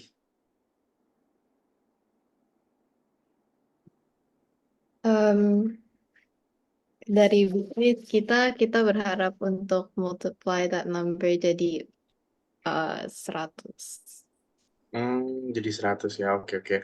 Bagus sih ini kayaknya ke depannya saya lihat juga nih idenya kayaknya masih fresh nih. Oke deh, saya coba invest nih 50 juta di bisnis kamu. Oke, itu udah selesai udah. Kayak gitu doang sebenarnya. Kadang eh, kadang bisa segampang itu, kadang kayak orang ada banyak yang nanya gitu kayak Biasanya itu misalkan nanya sih. Especially when you want to do anything with money, once you start involving people money itu biasanya mereka langsung skeptis. Mereka harus benar. tanya banyak soal like why does this work? Why is this better? Or apa ya? Kenapa semahal ini ya? And then lu harus bisa negosiasi. Hmm. Hmm. Ya, customer approach lu pakai apa, terus risk management lu pakai apa, risk Itu funding lu betul. berapa, Hmm. alokasi risk funding lu berapa gitu. Dan dari situ apa ya, orang tuh bisa lebih yakin lah. Apa ya, kayak orang nanya ke lu pasti mereka pengen lebih yakin kan kayak nih gue invest di bisnis ini cuan apa boncos gitu ya kan. Nah, Hmm. kalian harus bisa meyakinkan dengan 100% bahwa orang kalau misalnya invest ke kalian itu uh, bisa profitable gitu. Or tadi kan you bilang that the number is straightforward. If you think it's straightforward, then you give an explanation why. Let's say you make it very high, because typically businesses need a lot of investment. Contohnya, saya ngobrol ke apa Ardan ya, Ardan, ini gue mau buat bisnis kopi ini, tapi sebenarnya investasi capex-nya cukup tinggi, sekitar 800 juta. Alasannya memang kita import yang paling mahal, yang bean kopinya paling mahal dari Brasil. Dan juga alatnya kita beli yang paling mahal, sehingga kita gitu bro. Menurut lu emang kalau lu mau investasi sekitar 500 juta untuk 60% company, 50% company, gue kerjain yang lainnya secara operasional, kamu jadi investor, mau nggak bro? Oh, 500 juta ya bro. Kira-kira pasarnya ada nggak tapi bro? Gue sudah cari scouting location di Depok, kayaknya ada toko di Margonda ini pas, soalnya itu mahasiswa selalu keluar. Saya ke sana, saya sudah di lokasi, saya ngerti marketnya gimana. Dan belum ada produk yang seperti ini, bro. Gue sudah makan prototype juga. Ini kalau mau saya kirim coffee bean-nya, gue kirim dulu nanti besok hari. Mau coba nggak, bro?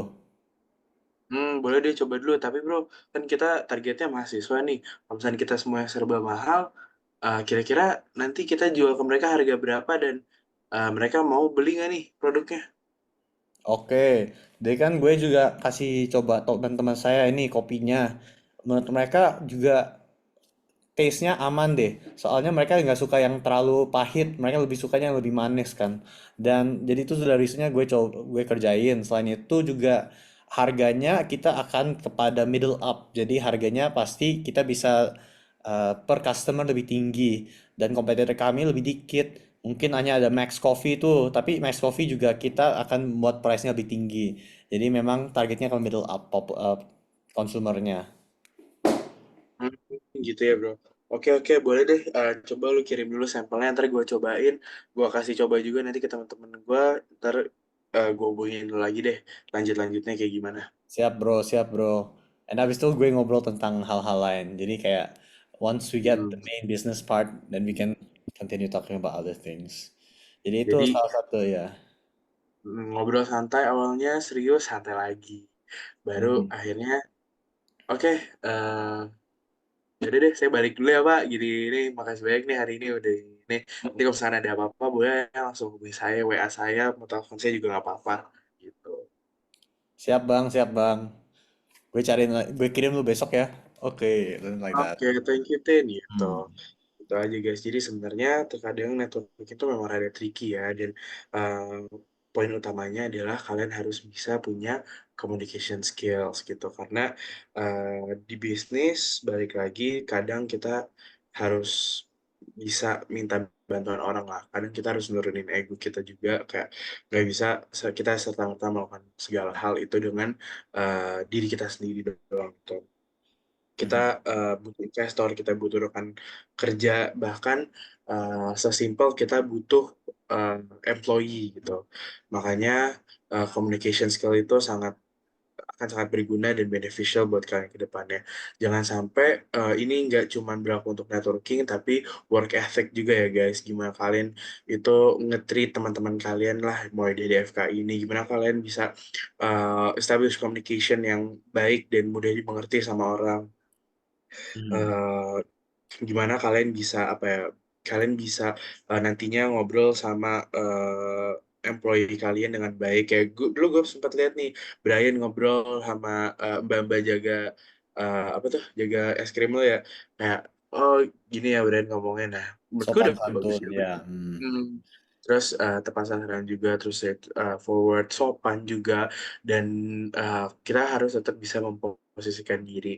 Mungkin kemarin udah sempat dibahas sama Josh, tapi mungkin gue ingetin aja bahwa sebagai business owner, kalau misalnya kita di situ sendirian, kita punya employee, tapi tetap terkadang employee itu bisa umurnya lebih tua dari kita dan punya jam terbang lebih tinggi daripada kita. Makanya sometimes kita juga harus nih ngehormatin pendapat mereka. Misalkan kayak gue punya restoran, misalkan chefnya bilang kayak, bos kayaknya kalau misalkan takarannya segini kurang masuk nih bos, coba saya masukin segini gitu. Oh yaudah coba dulu deh pak gitu, nanti jadinya gimana, terus cocok, akhirnya oke, go with that. Kalau misalnya emang nggak cocok ya nggak apa-apa, cari jalan tengah lagi nantinya gitu. Jadi uh, jadi business owner itu nggak bisa terlalu berpatok dengan ego. Kita harus bisa nurunin ego kita dan kita harus selalu bisa apa ya namanya, kayak uh, Respect. wise lah, ya Ya, wise. respect, be wise lah, kayak kita harus bisa bijak gitu dalam memimpin. Dan mungkin kemarin Josh juga udah sempat ngomong bahwa uh, leader, kayak sometimes a leader is not a boss gitu, kayak Mhm. uh, ya work as a team is better lah daripada lu jadi bos doang gitu.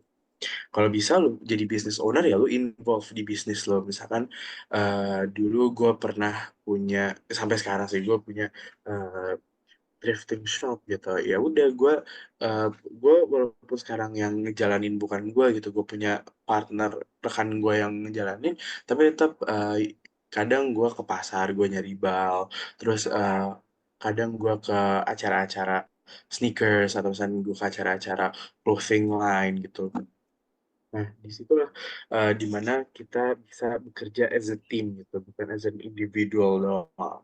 Dan ya, menurut gue itu ya guys, kayak terkadang anak FK tuh sering melupakan hal ini, kayak kita terlalu berpacu dengan kecerdasan kita sendiri, dan kita lupa bahwa FKUI ini kumpulan orang pintar gitu. Kayak kita nggak bisa nganggap diri kita bodoh, kita juga nggak bisa nganggap diri kita pintar gitu, karena kita adalah orang di antara orang-orang pintar gitu, istilahnya gitu. Jadi kayak istilahnya ke depannya gue harap mulai sekarang kayak kalian bisa lah punya interpersonal communication skill yang baik gitu dengan teman-teman kalian, work ethic yang baik, uh, ethic yang baik gitu, sebagai calon-calon medical entrepreneur ke depannya, dokterpreneur gitu, atau health entrepreneur, atau apapun itu gitu.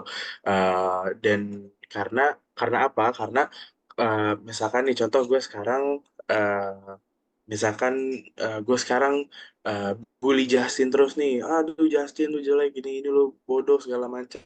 Tiba-tiba nanti Justin di 20 tahun kemudian tiba-tiba dia jadi CEO rumah sakit gitu. Wah, pusing kepala gue ya kan. Lost Nah, opportunity. iya, lost opportunity. Dulu yang gue kata-katain ternyata sekarang udah jadi bos gitu. Nah, makanya tadi gue bilang helping hand itu juga jadi sebuah cara untuk kalian bisa networking gitu. Networking ya. Itulah Maybe guys. Gimana Tim? mungkin yang the one quote that you talk about leadership and kayak boss yang saya dengar is how you do anything is how you do everything. Jadi contohnya kalau lu never say thank you to, let's say, to janitor or to your maid or driver or whatever, or to whoever, then that sikap kamu akan terbawa kepada hal-hal lainnya. Atau contohnya lu nggak pernah kerja keras, lu always skip all your exam, you cheat all your exam, itu akan translate kepada cara kamu melakukan bisnis. You take shortcuts, let's say you don't do taxes properly, nanti it will cause you to have future problems, and that's why itu harus bisa disiplin. Mungkin ini not necessarily exactly the same for networking, tapi same. Cara kamu awalnya interaksi dengan orang itu akan mendampak the type of people you meet in the future. Kalau kamu nggak bisa sosialisasi secara baik, secara fleksibel, adaptable, nanti kalau di masa depan kalian ketemu sama bos besar, nggak bisa interaksi, ya you're never gonna meet him again. You lost your opportunity, right? So that's an important thing. And secondly, turunin egonya. Itu sangat penting, terutama untuk ketemu orang yang cukup tua or someone who's let's say, orang yang well connected, bos besar apa. Walaupun dia salah, lu jangan bilang dia salah. Lu terimaan aja, lu dengerin aja. Oh, begitu ya, Pak. Oh, and then let's say he ask tapi dari sisi dokter, emang mereka pikirnya gimana? Then you can give your answer, right? Tapi jangan say, kamu salah, Pak. Or let's say you talk about investment and business and he's smarter than you. Don't say he's wrong. That's a dumb idea, you know. Ya, Accept it, even though you don't agree with it. Just keep it to yourself. You can talk to your friends or whatever. Itu sangat sejauh penting. ini itu disagree aja guys. Yes, yes. Soalnya dia kayak apa, oh iya, khususnya sama orang tua sih, kayak misalnya kalian gak setuju ya jangan langsung bilang wah saya kurang setuju, atau misalkan kurang setuju lumayan halus sih, jangan langsung bilang kayak wah bapak salah gini gini ini, kalau menurut saya gini gini kemarin saya diajarin kayak gini kok gitu gitu. Nah, bisa kan kalian pendekatannya kayak oh gitu ya Pak, cuman kemarin saya sempat dapat masukan nih Pak dari misalkan dari salah satu customer saya bahwa harusnya saya ngelakuin gini gini gini nih. Eh, Mungkin kalau dari Bapak yang dulu sempat pengalaman di dunia F&B, gimana nih Pak baiknya gitu. Nah, itu kan lebih enak ya kan, nggak ada yang tersakiti gitu. Akhirnya kita juga bisa dapat ilmu lebih guys dari situ. Nah, Mhm. terus tadi tentang oh ya leadership juga. Sometimes menurut gue ini apa ya? Ini berlaku kalau misalkan lu udah punya bisnis dan lu pengen expand bisnis lo. You are what you lead, guys. Jadi lo itu menjadi cerminan apa yang lu pimpin. Kalau lu sering bercanda, ya yang lu pimpin juga sering bercanda. Kalau misalkan lu orangnya serius, ya yang lu pimpin juga serius-serius gitu. Kalau lu sering ngomong kasar, masalahnya yang lu pimpin, yang di bawah lu juga akan ngomong-ngomongnya kasar terus gitu. Hmm. Makanya kita harus bisa punya leading skills yang baik, yang yang bijaksana gitu, yang bisa memberikan manfaat buat semua orang dan baiklah intinya outcome-nya gitu. Jadinya orang kalau misalkan mau invest di bisnis kita pas kita mau expand juga, oh boleh nih orang, gue lihat pegawainya Mereka bisa baik-baik trust. gitu. Mereka bisa trust gitu. Ada good track Itulah. record. Ya. Mhm. Karena trust Benar. the most important in business. Lu sekali hilang, itu semua everyone will badmouth you. They will never go in business with you again. That's why Mhm. you have to keep the trust and keep, let's say, if you have good quality work, good quality ethic, ya terusin. That's also how a lot of businesses, that's how people decide whether to invest in your business or not. Walaupun sudah IPO, mereka kan lihat track history CEO-nya gimana. Dia orangnya suka judi nggak? Dia orangnya suka cheating on his wife nggak? If he cheat on his wife, he can cheat on his business. Bisa aja kan? Itu sebuah contoh. Maybe it's not directly correlated, directly related, tapi ada korelasi. And sebelumnya kan Adan juga berikan contoh. Siapa tahu temen lu bisa menjadi CEO rumah sakit di masa depan. Sebenarnya it's also opposite. Lu mau buat rumah sakit, lu juga harus good socialize with your friends and your circles. Sama kakak kelas, adik kelas.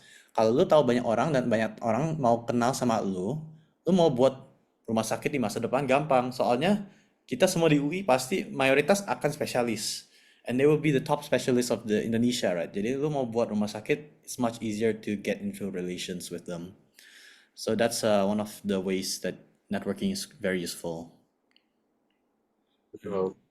Kayak apa ya, kayak contohnya sekarang karena gue invested di public health dan emang gue lebih interest untuk buat jaringan rumah sakit. Gue udah ngomong ke teman gue kayak, ya guys, kayaknya gue nggak akan lanjutin ke residen nih mungkin ke depannya. Coba dong lu pada mau jadi apa deh abis ini residennya. Terus kalau misalnya lu pada udah jadi, jangan lupa kerja di rumah sakit gue ya gitu. Ya, Itu nanti saya kasih kalian diberikan shares ini. in the, saya kasih kalian a full apa, a full floor, and that's that. Mm-mm. Now, do you know nowadays di Singapore, they invest apa, doctors can rent out hospital floor instead of the hospital fully managed. Kayak Raffles Hospital. That's one of the main ways that you can hire doctors, or you could give them share in your company. Let's say they already menjadi Ya, the top, tapi itu agak mm. lama sih ya. Misalnya ini gue punya pade ya, uncle gue lah ya berarti. Nah, uncle gue nih dia dokter anestesi dulunya. Dia diajak nih sama temennya, namanya dia Agus. Gus, mau nggak nih join rumah sakit gue? Lu jadi dokter aja di rumah sakit gue, ntar gue kasih lah 5% gitu. Akhirnya sampai sekarang dia dapat benefitnya, tiap bulan uh, dia dapat biaya apa sih, tantiem ya, kok gue lupa sih namanya.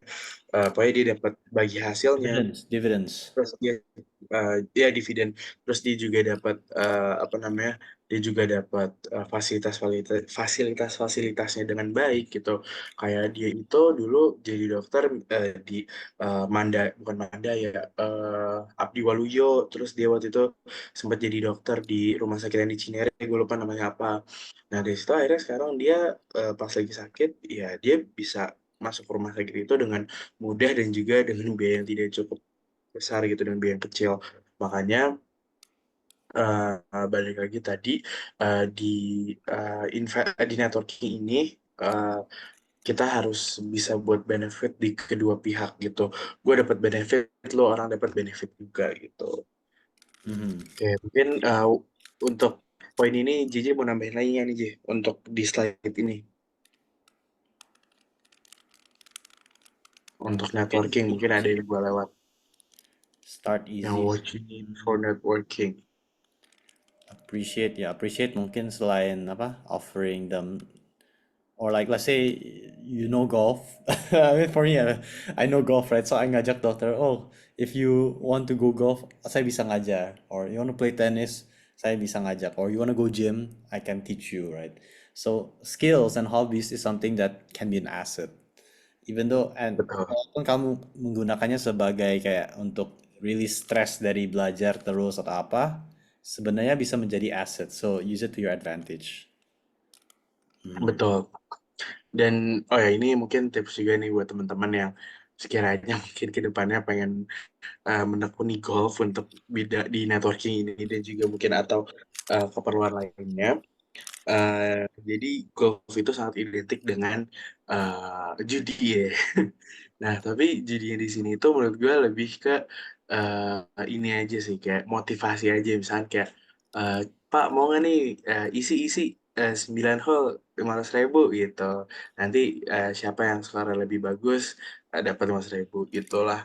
Ya istilahnya apa ya? Mungkin kadang emang bisa dibilang judi sih, emang judi ya. Cuman Kayaknya saya nggak kayak sometimes gitu by the deh, way, bro.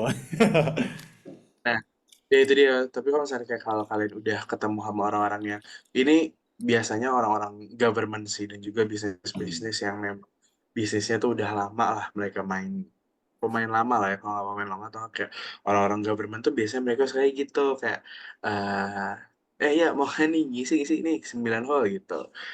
Ya kadang gue iyain, kadang gue kagak gue iyain juga sih namanya mahasiswa ya kan kagak ada duit. Itulah. Eh, makanya skill itu penting dan pengetahuan tentang apapun itu juga penting gitu. Kayak ya itulah Oh ya, namanya gue baru ingat. networking. One more, most important asset in communication is language. Kalau lu bisa multiple language, lu jauh lebih trusted. Especially, let's say, if you want to do business, like yang up and come, yang language yang sering orang nggak bisa itu Mandarin. You want to work with Chinese people, lu sering hampir perlu bisa bahasa Mandarin atau enggak like a dialect like Hokkien or something like that. Itu I mean kalau Java kayaknya they can still understand English, right? But let's say you older generation business, very traditional, you will need to be able to speak other languages to help facilitate. Or bisa aja lu ada kenalan bos atau apa, dia mau cari orang yang bisa translate for you. Yeah, that's a good opportunity for you as well if you can speak a language. So that I keep into consideration of that as well. Ada mau tambahan lagi, bro? Cukup sih, tapi ya balik lagi tadi tentang language, gue setuju banget. Ya walaupun mungkin nggak mesti apa banyak-banyak tahu lah ya tentang apa namanya tentang bahasa mereka. Kalau misalkan susah, yang penting Ya, ada lah ya bisa dikit-dikit gitu. cakap-cakap Misalkan lah, ketemu light orang Thailand talk. kan sawadikap gitu atau apaan gitu. Mhm. Ya tahu dikit-dikit lah tentang bahasa mereka atau nggak kayak minimal lu bisa accentnya gitu. Misalkan kayak lu ngomong sama orang Inggris ya lu bisa English accent. Kalau misalkan lu ngomong sama orang Singapura ya lu orang pakai Singlish gitu. Kalau misalkan lu lagi ngomong sama Jepang orang-orang ya yang orang yang Jepang nonton ya, anime, siapa tahu bisa hmm, bisa bahasa Jepangnya. ya kayak gitu. Terus misalkan kayak lu mau ngomong sama orang Liverpool ya speak Scouse dan segala macamnya gitu. Itu menurut gue bisa lebih smoothen lah ya, smoothen the chat gitu. Ya lu Hmm. bisa mempermudah lu ngomong sama orang gitu. Oke, Hmm. next kita kan ngebahas tentang CV. Oke, nah jadi CV ini tentang apa? Jadi CV itu ya curriculum vitae dan gue yakin lo semua tahu lah ya CV ini apa. Dan dari buku yang gue pelajarin CV itu kebagi jadi dua. Eh, ada creative CV sama ada ATS friendly CV namanya. Nah, kita sekarang bahas yang creative CV dulu. Nah, jadi a creative CV is a unique and visually appealing resume that showcases in individual skills, qualifications, and experiences in an innovative way. It typically involves using unconventional design elements such as color, graphics, and typography to make the CV stand out from traditional text-based resumes. Creative CVs are commonly used for role involving creative work such as among graphic designers. Nah ini kalau misalnya kayak kalian punya skill yang butuh Hmm. portofolio itu sebelum. misalkan kayak mau jadi publication team atau mau jadi apapun itu. Mungkin saya tambahin info deh.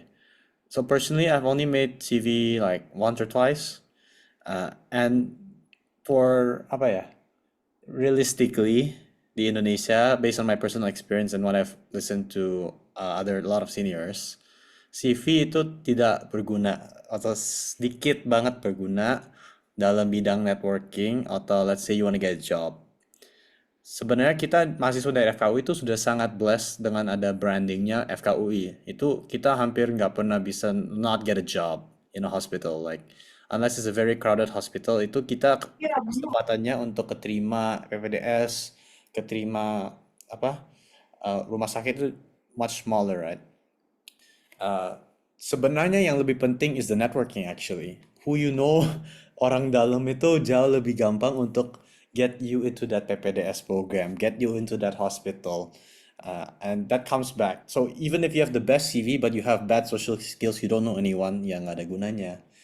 There, people are more likely, realistically, more likely to pick yang kenalan dia, walaupun skornya CV-nya nggak sebagus, tapi dia trustworthy, dia tahu ini mahasiswa pintar, masukin Mm-mm. dalam PPDS.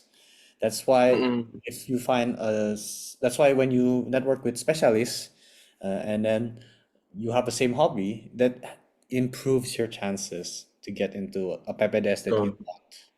Hmm. Mm-mm. Dan kadang apa ya, mungkin orang lihatnya korupsi nepotisme gitu. Cuman balik lagi kayak ya mau gimana lagi gitu. Ya. Sometimes it's something that Selain di luar negeri ya, luar I negeri beda do. lagi, luar negeri beda lagi. Ya, karena ini beda lagi, tapi ini kita ngomongin di Indo aja ya guys. Kayak jujur kayak sampai sekarang PPDS itu masih KKN based banget lah. Ibarat dalam satu kali penerimaan ada 10 PPDS, mungkin yang menurut gue pure skill cuma 1 orang atau 2 orang. Sisanya Ya. dia punya pengalaman terkait either itu dia penelitian atau mungkin dia udah sempat magang terus kenal sama dokternya atau mungkin punya rekomendasi yang bagus ya kan. Misalnya gue dulu intern di Papua terus gue dapet rekomendasi dari kepala RSUD di sana terus atau mungkin gue dapet rekomendasi dari kepala dinasnya di sana. Same thing kayak gimana gue karena gue suka public health dan juga anestesi, gue tuh paling nyambung sama dokter-dokter anestesi juga karena kayak nggak tahu in a way kayak mereka orang-orangnya kayak komedian aja sih, kayak Itu lucu-lucu bro, gitu.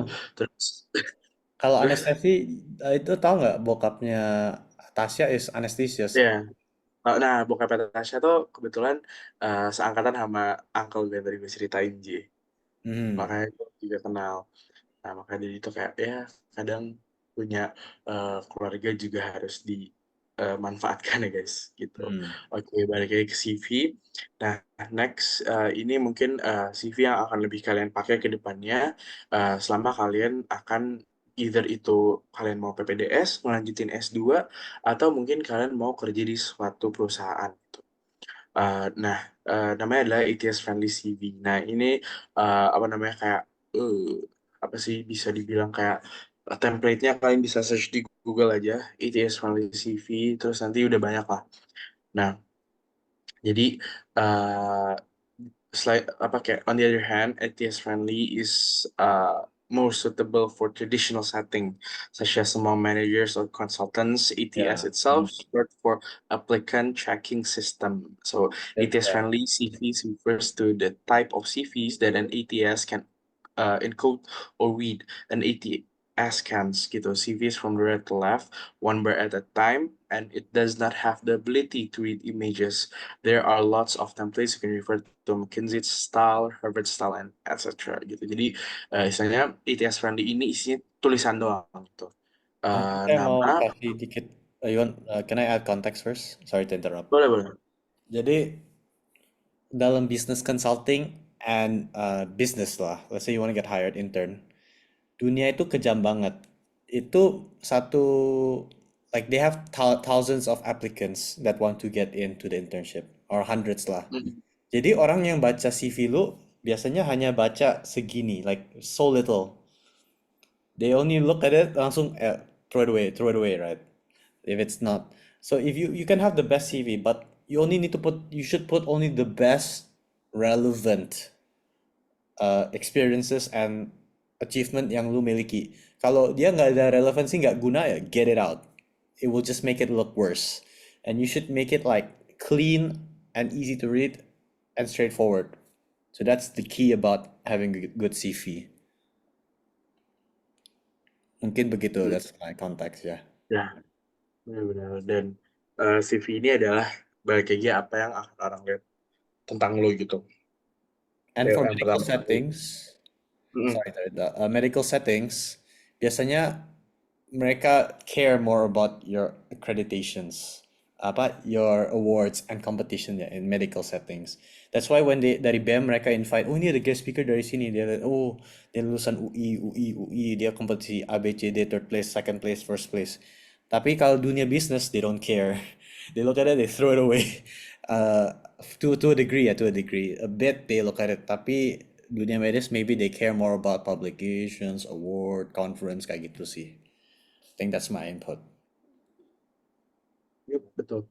Kalau di FK, ya orang lebih mikir nilai, lu pinter apa bobrok, terus nilai, terus balik lagi tadi kalau misalnya ada KKN-nya dikit lah ya, ada sentuhan KKN-nya dikit, kayak lu deket apa enggak sama dokternya, terus kayak ya maksudnya kayak jangan juga kayak lu kenal nih sama dokter kenal deket tapi ya lu bego gitu, jangan juga kayak gitu. Ya. Terus apa kalian punya publication yang related gitu sama misalkan kalian mau masuk hemato-onco ya kalian bikinlah publication yang related sama hemato-onco gitu. Terus publication, terus awardee tadi apa yang kayak udah Jasin bilang, dan juga udah pernah ikut konferensi-konferensi terkait atau mungkin kalian pernah tergabung dengan organisasi-organisasi yang istilahnya nyambung-nyambung lah Related gitu lah. dengan ya, related sama apa yang kalian achieve ke depannya. Next, ini ada CV structure. Jadi pertama kalian harus ada nama, kontak kalian. Terus yang kedua ada edukasi, major kalian apa, nilainya kalau misalnya udah keluar berapa. Terus experiences kalian, work experience. Terus, nah di work experience ini kalian harus ngejelasin nih. Jangan kalian cuma bilang, misalkan nih, gue punya Kayak CV. intern di Hmm, McKinsey contohnya. Nah, misalkan gue RSCM punya lah, CV. RSCM lah. RSCM. What Misalkan did gue you punya, do? misalkan gue punya CV nih. I'm an intern, misalkan intern at RSCM Hospital. Nah, jangan cuma gitu doang. Tapi ditulis lagi deskripsinya, responsible in misalkan handling to patient apa-apa gitu, atau misalkan responsible in helping the doctor in charge to finish their thesis atau apa gitu. Jadi harus kalian jelasin gitu. Nah, nanti ada triknya, jelasinnya kayak gimana. Nanti ada namanya SPAR kalau nggak salah. Nah, terus organization and volunteering experiences, honors and awardee, some hard skills and language abilities. Nah, hard skills and language abilities ini juga penting. Kayak ya at least di apa namanya di kayak masa-masa yang sudah sangat berteknologi ini kalian bisa lah yang pakai semua aplikasi Word dan juga aplikasi-aplikasi dari Google gitu. Terus language abilities. Nah, next. Nah, ini yang tadi gue Hard bilang. skill Use contohnya this. kayak coding, or let's say you have certificate for CPR, diving, I don't know, something that can help. Yeah, but that has to relate with your CV. Kalau not related, don't put it there. Betul. Nah, next. Nah, ini yang tadi gue bilang. Use STAR method. Situation, task, action, results. Di pas lu nge-explain experience lu. Situasinya lu jadi siapa, task lu di situ tuh lu ngapain? Lu bantuin dokternya kah? Lu di situ bantuin perawatnya kah? Atau mungkin lu di situ jadi wakilnya si dokter. Nah, habis itu lu actionnya lu ngapain aja gitu dan resultnya lu ngapain aja. Misalkan kayak saya seorang internship di RSCM Departemen Hemato-Onco, bertanggung jawab atas apa-apa dan end resultnya saya dapat menstabilkan 2 pasien dari masa kritis gitu. Nah, terus itu ya start, terus selanjutnya ada provide quantifiable data gitu. Sebenarnya ya yang benar-benar aja lah yang lo masukin CV gitu. Terus action verbs, also known as power verbs or strong verbs, are useful for CVs because they can emphasize your accomplishment and skills. Nah, ini contohnya adalah pertama achieved, improved, managed, created, analyzed, implemented, collaborated, communicated, demonstrated gitu. Misalkan kayak I demonstrated apa ya kayak misalkan demonstrated high skill on financial managing with the result of increase Let's say, in yeah, you annual improve profit the, gitu. you improve. So there's this problem. Let's say it's a cash flow problem, and then you improved it by 25%. Jadi ada numbernya, jadi straightforward, specific.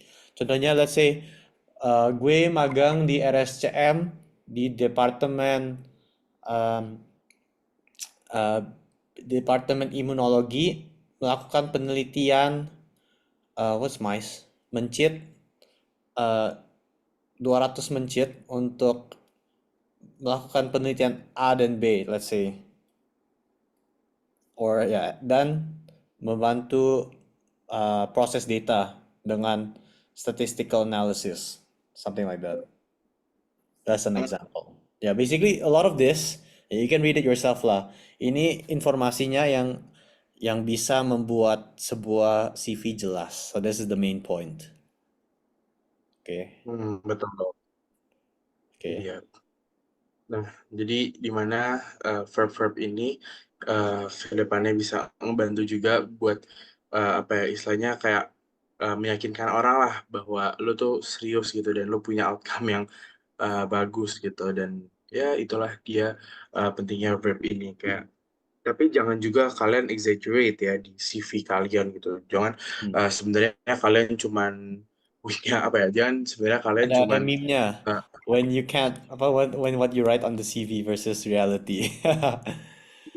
jadi ya jangan kalian misalkan kayak wah I have nine Proficiency in yeah I have English Mandarin. prof And then disuruh padahal ketemu bos besar gak bisa ngomong Mandarin. itu dia tiba-tiba pas ketemu bos besar ya kan bisa cuma nih hao doang waduh kacau kayak begitu nggak bisa How ma. Yeah, like that, like that. Okay. itu dia makanya apa yang lu tuh integrity itu penting ya guys di bisnis ini apa yang lu tulis di CV lo itu harus selaras dengan apa yang memang lu bisa lakuin gitu dan apa yang sudah lo lakuin sebelumnya dan juga pesan mungkin untuk kalian selain integrity adalah eh, apa ya di bisnis kalian harus bisa Kompetensi. ya kompetensi dan juga kepala dingin. Pokoknya ngerjain bisnis itu harus pakai kepala dingin. Nggak boleh pakai ego, nggak boleh pakai emosi. Terkadang di bisnis ada aja nih pasti rekan bisnis yang backcross kalian gitu. Misalkan nyomot nama kalian lah, atau misalkan contoh apa ya Spotify lagi, gitu. Bukan Spotify apa ya yang diambil sama orang tuh ini colong. Gue Crypto, lupa deh. apa deh. Basically, do not rush into anything with emotions, because business is a Ya, numbers game. Semua mm-mm, terkait nomor. You cannot just, I feel like this business will work. You have to see if mm-mm. it's actually working based on data. Mm. Yeah. Dan jangan juga kayak, wah kurang ajar nih orang ngambil untung gua gitu, ngambil konsumen gua, nggak apa-apa biarin aja dia ambil konsumen lo. Nah di situ lo harus mikir gimana caranya gue bisa ambil balik lagi konsumen gua ke bisnis gua gitu. Jangan pernah ngelakuin segala sesuatu dengan cara yang mudah atau bukan cara yang mudah sih, dengan cara yang uh, cara singkat lah gitu. Kalian harus tahu gimana sih rasanya proses, nikmatin prosesnya. Semua nggak serba instan. Besok langsung bisa. Kalian pengen buat bisnis, kalian bukan pengen buat candi Prambanan ya guys. Jadi makanya kayak proses itu penting dan trust the process. Gue yakin kalau misalnya kalian dedicated dan kalian memang serius dengan apa yang ingin kalian capai, insya Allah kedepannya kalian bisa uh, apa ya kalian bisa mewujudin apa yang kalian mau. Oke. Nah sebenarnya itu aja dari gue. ini ada kontak gue kalau misalnya kalian mau ngehubungin gue, Instagram sama ada phone number juga. Oh ya, along with this, gue ada satu file buku tentang bisnis.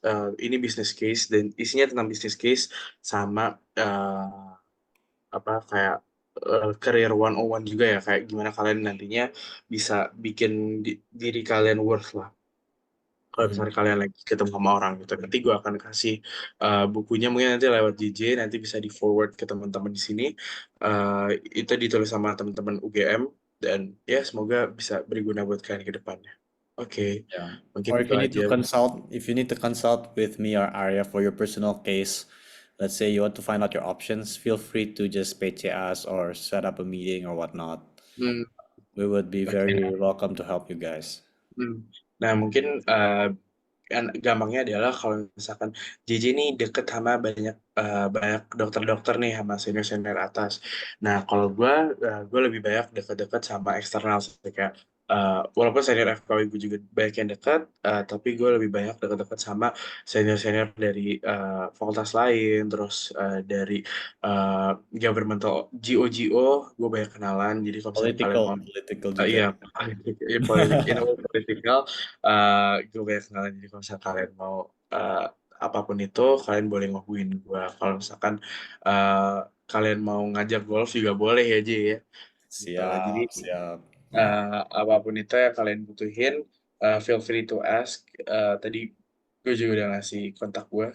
Oke, mungkin ada yang mau nanya? Atau mungkin JJ mau nambahin? Apa ya? Networking. Before any other questions?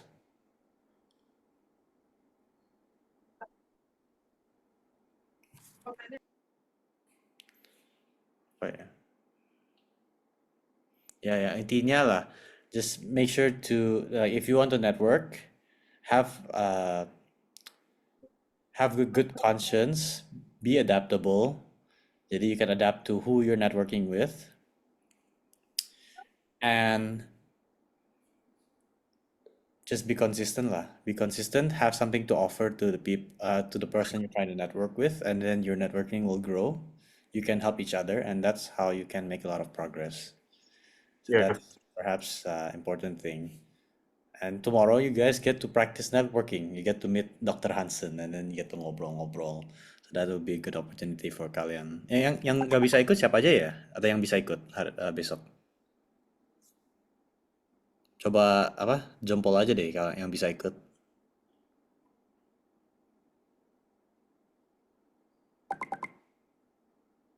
nah, kesempatan kali kayak gini nih guys, buat kalian bisa ngeimplementasiin networking gitu.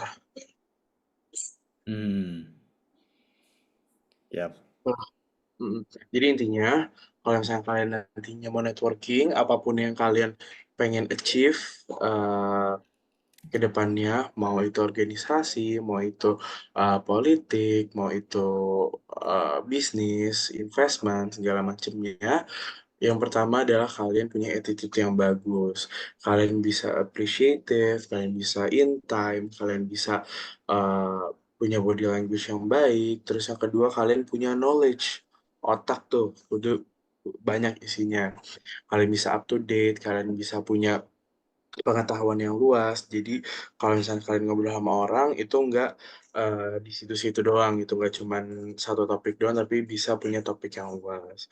Terus jangan lupa juga untuk tadi yang gue bilang create benefit on both sides. Jangan kalian mau untung sendiri dan apa namanya, jangan juga perhitungan ya jadi orang kayak misalkan lu minta apa lu ngebantuin orang gitu, jangan juga ngebantuin Expect orang they dengan have to lu help you. ya lu ngarap kalau lu bakalan dibantu balik gitu. Terkadang mungkin ada aja misalkan kayak kondisi-kondisi di mana mereka lagi nggak bisa ngebantu kita gitu dan kita harus okay with that gitu. Itu sih guys mungkin pesan-pesan dari gue, dan sekali lagi please banget kayak nggak usah takut atau nggak usah malu buat kontak gue sama kontak JJ ya pasti nggak malu lah ya. Kalau mungkin kontak gue karena kalian baru kenal mungkin kayak don't worry kayak kontak aja nggak apa-apa. Kalau misalnya kalian butuh apa-apa kayak kak kenalin dong sama ini gitu. Khususnya kalau misalnya kayak kalian ada yang interest di ALSA ya bisa sih gue bantu gitu aja guys. Maybe one more thing I would like to add is jangan takut, okay? Don't be afraid to ask, to speak up, and also don't be afraid to reach out. Not just to us, but when you're networking to anyone. Karena maybe this a bit of inspirational story aja. Gue sendiri sebenarnya nggak ada any FK relations at all when I masuk FKUI. Because I did not have a family in FK, right? But I was able to build my networking by reaching out to people and taking up the leadership position at MedEd. And sebenarnya, ini just for context, last year I was the only calon anggota MedEd that stayed out of 3 people. And then I invited 12 people, 12 yeah, from my batch to join Yeah. MedEd, even though it had nothing. But I really gas it and I really tried to inspire and convince my friends that it's a worthwhile endeavor to join MedEd. Yep. And I reached out to the doctors as well. So sebenarnya walaupun kalian nggak ada koneksi apapun, you can build it if you have enough grit and make use of your assets, which is your personal branding, your skills, your hard skills, soft skills. Itu sih. Yes, setuju. Sama kayak JJ, gue juga matblot di dunia FK ini. Tapi alhamdulillah sampai sekarang gue bisa establish banyak relationship dengan berbagai pihak, both locally and internationally. Jadi nggak usah takut, keep pounding lah ya istilahnya. Dan semangat terus guys ke depannya. Dan sampai jumpa di MedEd kali ya. Itu aja sih. Thank you semuanya. Siap. Okay, thank you everyone. I already sent the PowerPoint in case you guys want to check again. Okay. See you guys tomorrow for those that are meeting di PIK besok. And for those that are not, kita ketemu next time again. Okay, any last words done? Sorry, nggak ada. Udah itu aja. Semangat semuanya. Okay. Malam semuanya. Thank you, Thank you, Kak. Kak. Thank you.